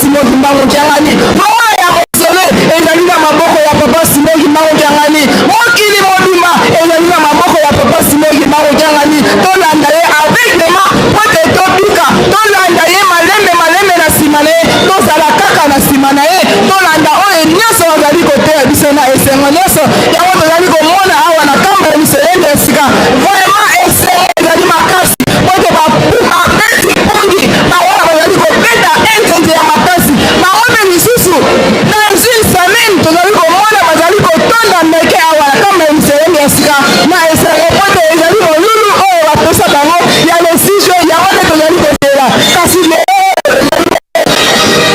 sika ya sanza oyo tozali komona esengo mpenza ezali makasi bazali kobeta na kitoko nyonso pote kokumisa mokolo yango kosanjola mokolo yango pote ezali mokolo oyo ya kitoko ya lokumu oyo nzambe asala biloko nyonso na 6 jours le 7e jour nde lelo oyo apemaki yango yalobaki tokumisa mokolo ya sabata tokumisa yango tosanjola yango topesa yango mobimba topesa ye yango mobimba pote biso mpe tozwa lipamboli yango wana toyaka mpona kosanjola mokolo yango tozwa lipamboli yango balobaka malamu lipamboli bazwaka yango na makasi na kobeta mbunda na koyemba na kobeta maboko na ndenge totambolaka makolo ezali lipamboli monene alobaka biso malamu eloko nyonso oyo tozali kosala na lingomba oyo ezali na lifuti na yango nyonso oyo tozali kosala oyo bazali nzambe akobongisela yo oyo ya lipamboli ya kitoko yango wana tozali koyoka miziki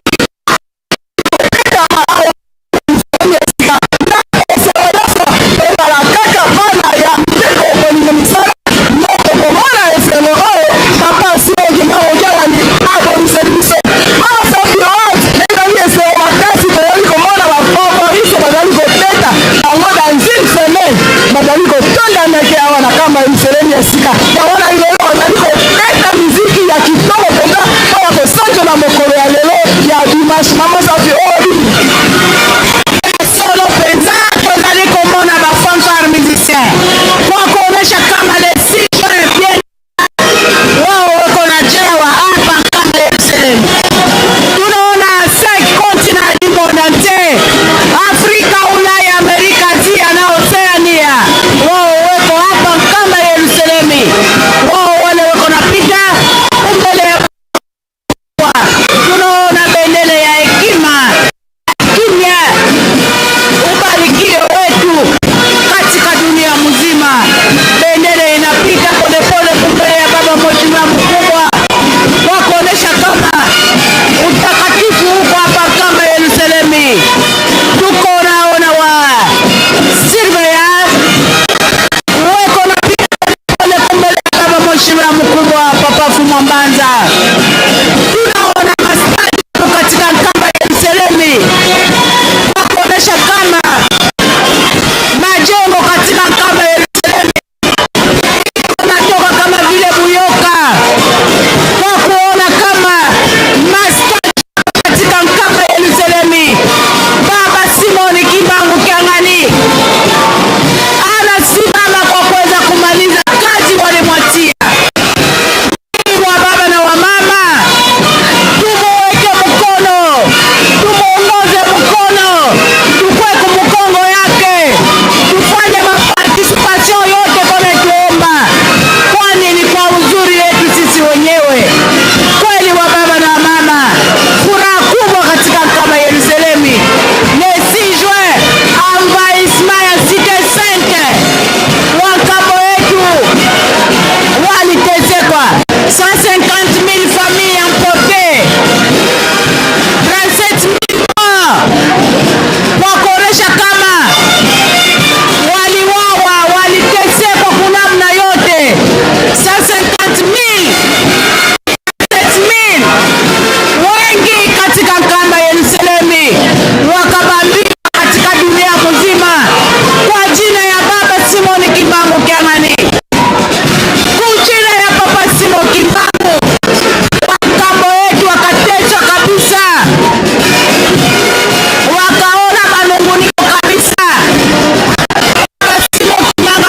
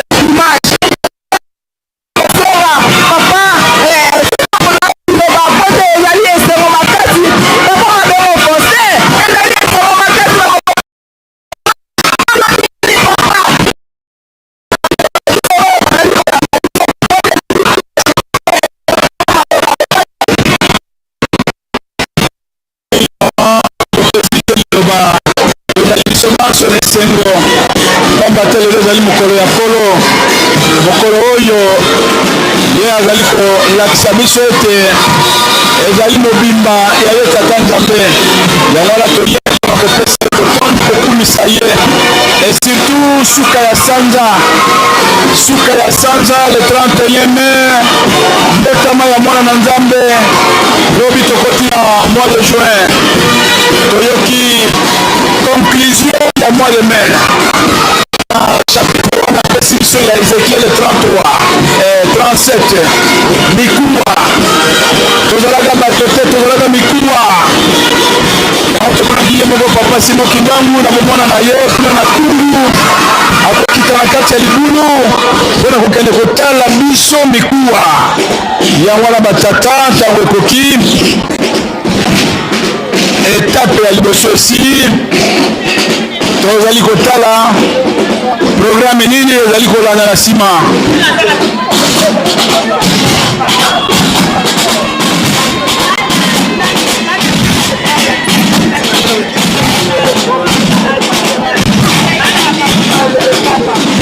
tozali kozila ndenge tolandaki na kati ya temple bafutur finaliste na baminganga soki tozali tose manifeste po ete tokomi na esika ena tokoka bongo kowelisa ntango po ete nsima na yango tokoti na 3000 voilà Nzambe wa banzambe tosepelisa ye na loyembo wana mpe apesi biso oyo bandeko ya jeteki pekola Yerusaleme bapesi biso ndimbola na yango tozalaki bato te aye kosikola biso lelo tokomi kosepela bobele yende akoki na lokumu akoki kosanzelama voilà tozali kozila kuna bafutur finaliste bozali wapi tomoni papa de la ville nzinga na bango po ayeba soki ezali te kasi tozomona baminganga na biso bandeko ya DKS mois de mai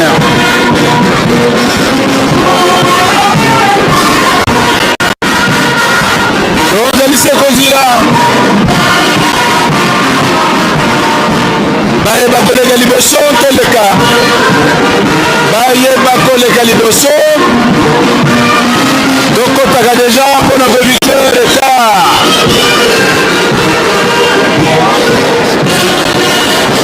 tozali se kozila soki baminganga soki bafinaliste tokotaka biso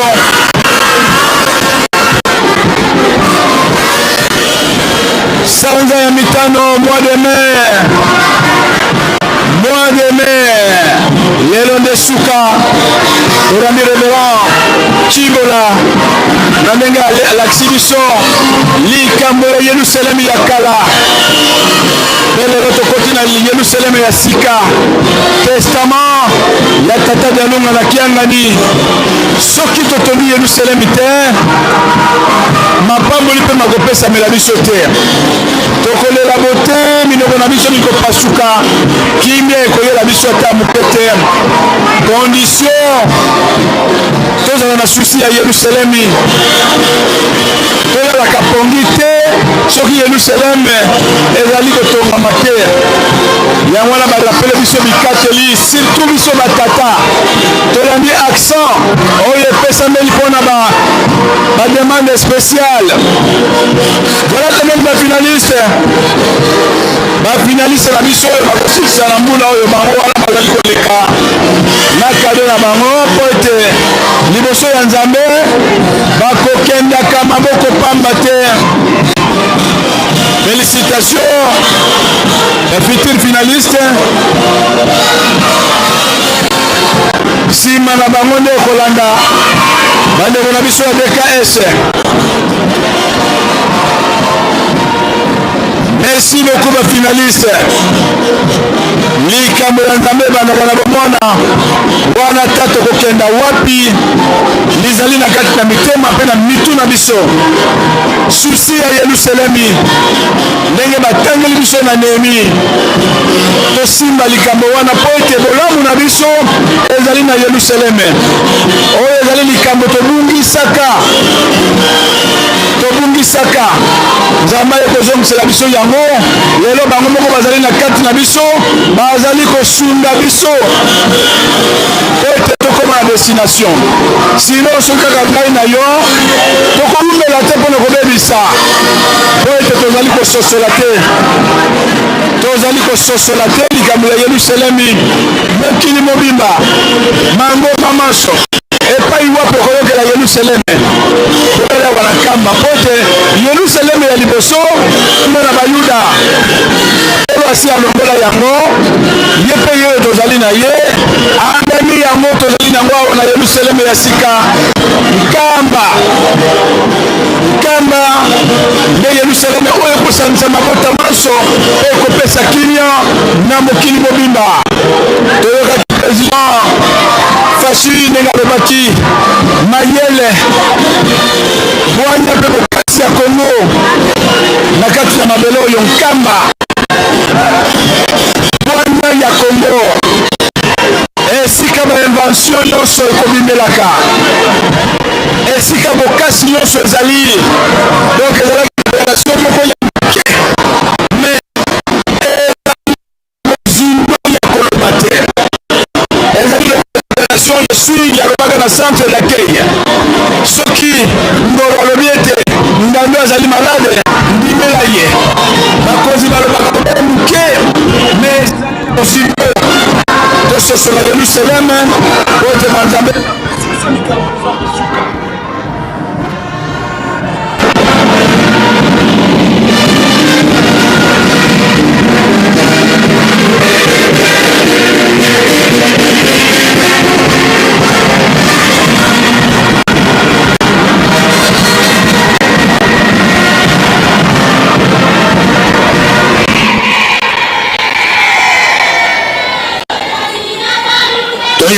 toyokana jeteki toyokana jeteki tokomi kuna te fliki mpe toyokana na ndono tobandi te nanu tokoti na 3000 francs te boyindisa fliki mpe nanu tokoti na 3000 francs te na kombo ya tata yango na mpe tata molimo centre na banza ntango kozokokota na 2026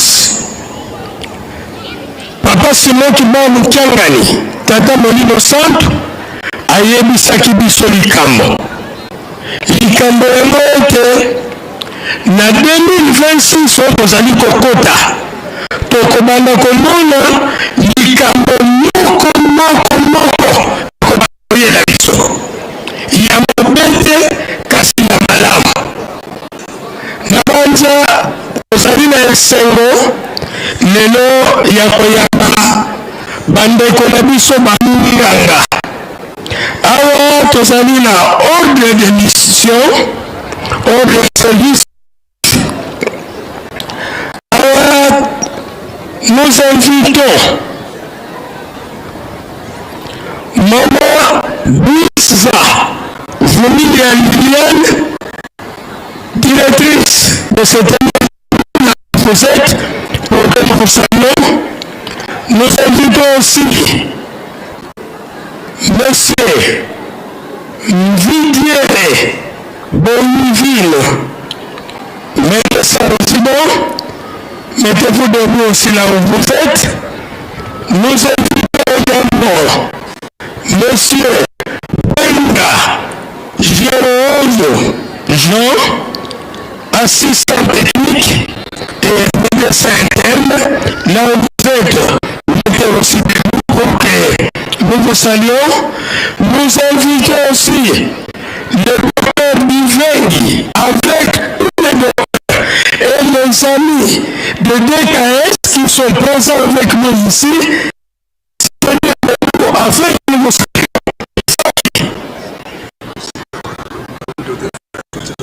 Joyeux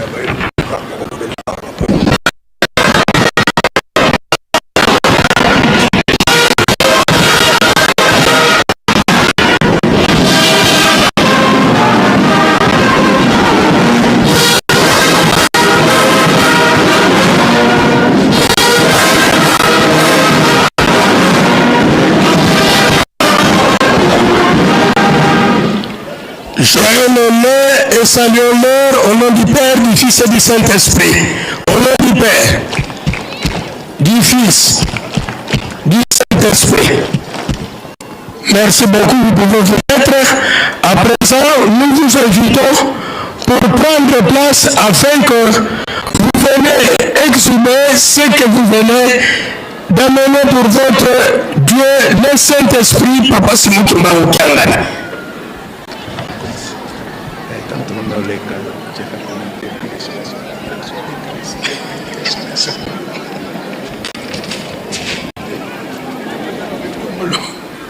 Faki, agrémenté pour leur sortie.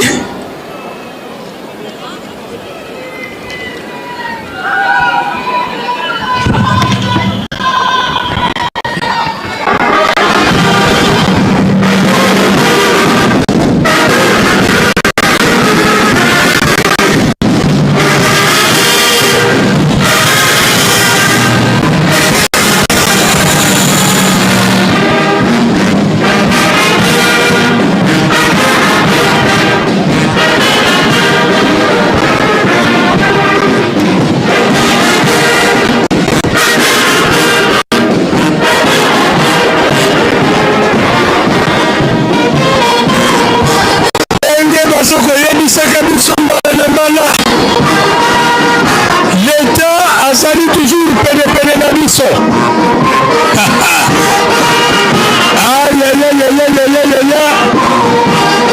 Qu'est-ce qui va se passer aujourd'hui en Kamba au profit de la santé Kimbangis? Là, nous voyons le directeur national.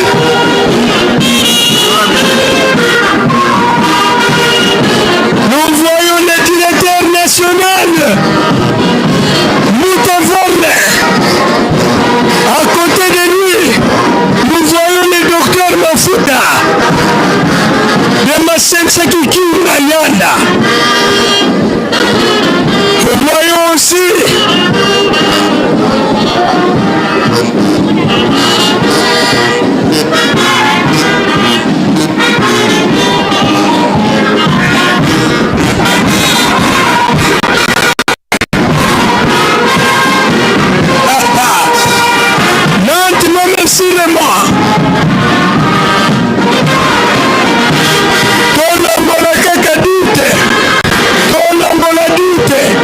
Dieu est capable de tout.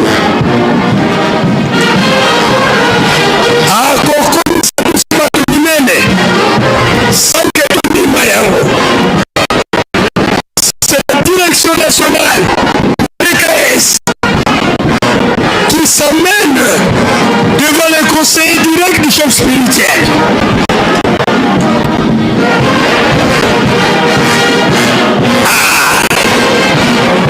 Pour le monde cherche la bénédiction.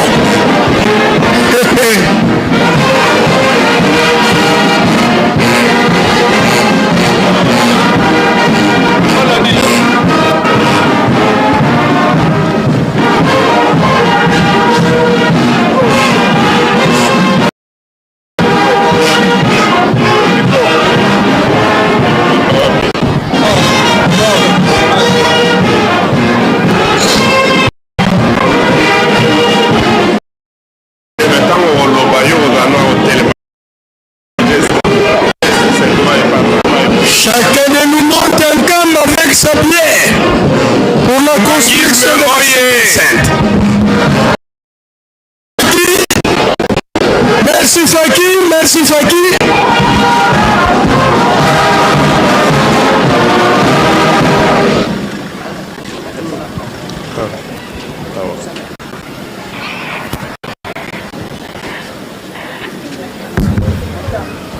Kimbangisme, oye! Kimbangisme oye! Kimbangisme oye! Sport du monde, Église universelle. Papa Simon Kimbangu Kiangani oye! Papa Simon Kimbangu Kiangani oye! Papa Simon Kimbangu Kiangani oye! Papa Simon Kimbangu Kiangani Mwanda Verela Wazola Wazombizola Yankaka Yakaka Yandikaka Yandikaka Papa Mfuma Mbanza, représentant personnel na milulo ya Papa Mokonzi Abule, Papa Simon Kimbangu Kiangani. Awa tozana équipe oyo ekambami na mama Docteur Bwisa ndenge batelemisaki ye azali directrice nationale ya Centre National ya Transfusion Sanguine.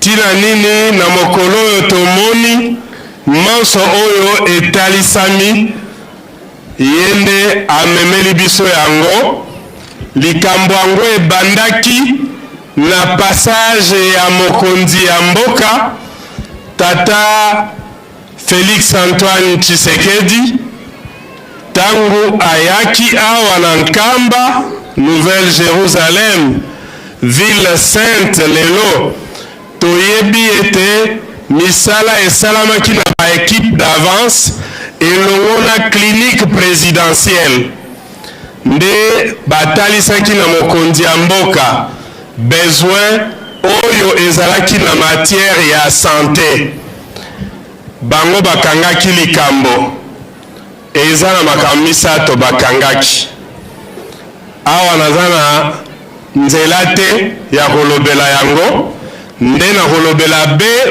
oyo tozokomona na miso nde moko ya elaka oyo président de la république alobaki ete bakoka komemela biso solution na makambo oyo wana ezali nini mama ye moko akopesa biso makambo oyo etali misala oyo bango bayeli awa bakozala na biso semaine mobimba elongo na minganga ya biso ya département mingi pe minganga mosusu oyo ya zone de santé awa bakopesa biso formation na makambo etali sécurité transfusionnelle me elaka ya mokonzi nde tokoyoka yango na monoko ya ye moko mama chef ya délégation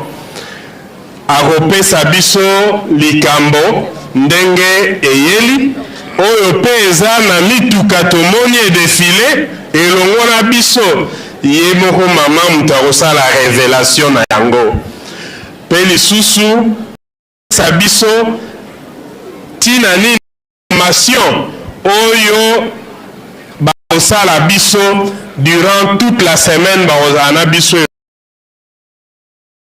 nini oyo biso tosengeli kwa kozwa nsima ya formation tokoka kobongisa makambo nini na nsima na ntina etali sante mwa moke oyo nazalaki nango na suki bongo na nkombo ya tata ya mwana pe ya molimo santu merci papa nde topesi nzela na bango bakoka kopesa biso mayo baye na yango nde na suka papa nde yo okobongisela biso pe okopesa biso maloba na yo ya motuya merci papa. Merci papa.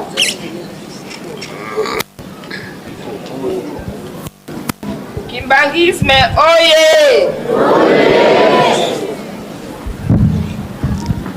Kimbangisme oye!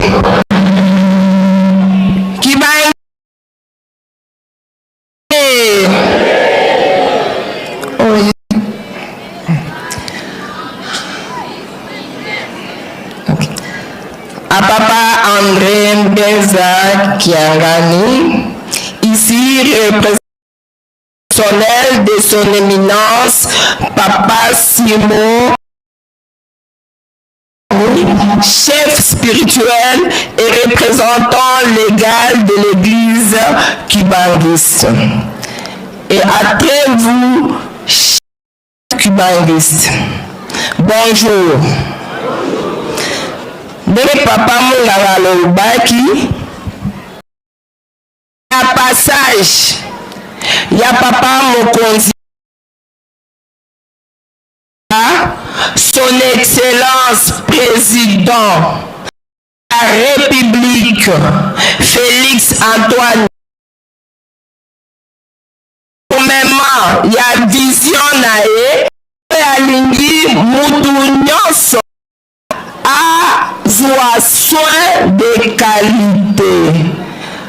En collaboration avec la clinique présidentielle de la cité à Oya, Batindi Bisso et Banabino, to renforcer hôpital Nabino, totia service à banque de sang. Service à banque de sang et pour réduire c'est les maman bazokufa na kozanga makila yango na mukolo alelo na kati ya hôpital na bino toyaki na ba équipement ebele toye na ba banque de sang toye na ba kiti ya prélèvement toye na ba biloko ya laboratoire ndenge bozomona kuna na nsima. Dès Papa Mokonzi alobi to renforcer capacité, to suki kopesa kaka ba équipement te. To renforcer pe capacité ya ba médecin, ya ba laborateur, ya ba infirmier ndenge ya kolamba makila. Ndenge ya kosensibiliser population pona kopesa makila. Makila emi fabrikaka te. Soki population apesi makila te, bato bakokufa. Munganga ntango apesi décision ya koloba ke mama oyo aza na posa ya makila toza na ntango mingi te akosauve mama wana. Raison pour laquelle tozali awa pona 6 jours. Na 6 jours wana tokoforme communauté na biso ndenge ya kosensibiliser na ndenge ya kozwa makila parce que personne n'est épargné. Na kati na biso mutu moko te akoki koloba ke ye jamais akozalaka transfusé. Eza eloko ya biso nyonso il faut tomi impliqué po topesa makila. Eloko tokosenga na population ya Nouvelle Jérusalem, implication totale. Eloko tokosala eza mpona biso bana na biso bamama na biso biso nyonso tomi impliqué po tozwa makila. Makila ya kopesa bandeko na biso. Ndeko na biso akokomplete ngai na komona ndenge nini pendant 6 awa tokozala na bino elongo. Merci. Batata, bamama, bana kimbangiste nyonso oye. Ndenge monganga Bwiza oyo aza mokonzi na biso alobi makila oyo toza nango na nzoto ezalaka pe lokola kisi eza na bangonga ebele oyo moko na biso akoki kozanga makila mwana moke akoki kozanga makila mama oyo aboti auti kobota akoki kozanga makila mukolo akoki kozanga makila na bangonga nyonso ezala accident ezala malade ya malaria ezala ba malade ndenge na ndenge tokoki kozanga makila yango wana makila ifo ezanga na l'hôpital te yango mokonzi ya mboka lokola alobaki awa alobi akobongisa makambo ebele nanu na hôpital ya hôpital atindi biso toya kotiela bino banque de sang yango toye eloko tozosenga na bino batata bamama bandeko baleki topesa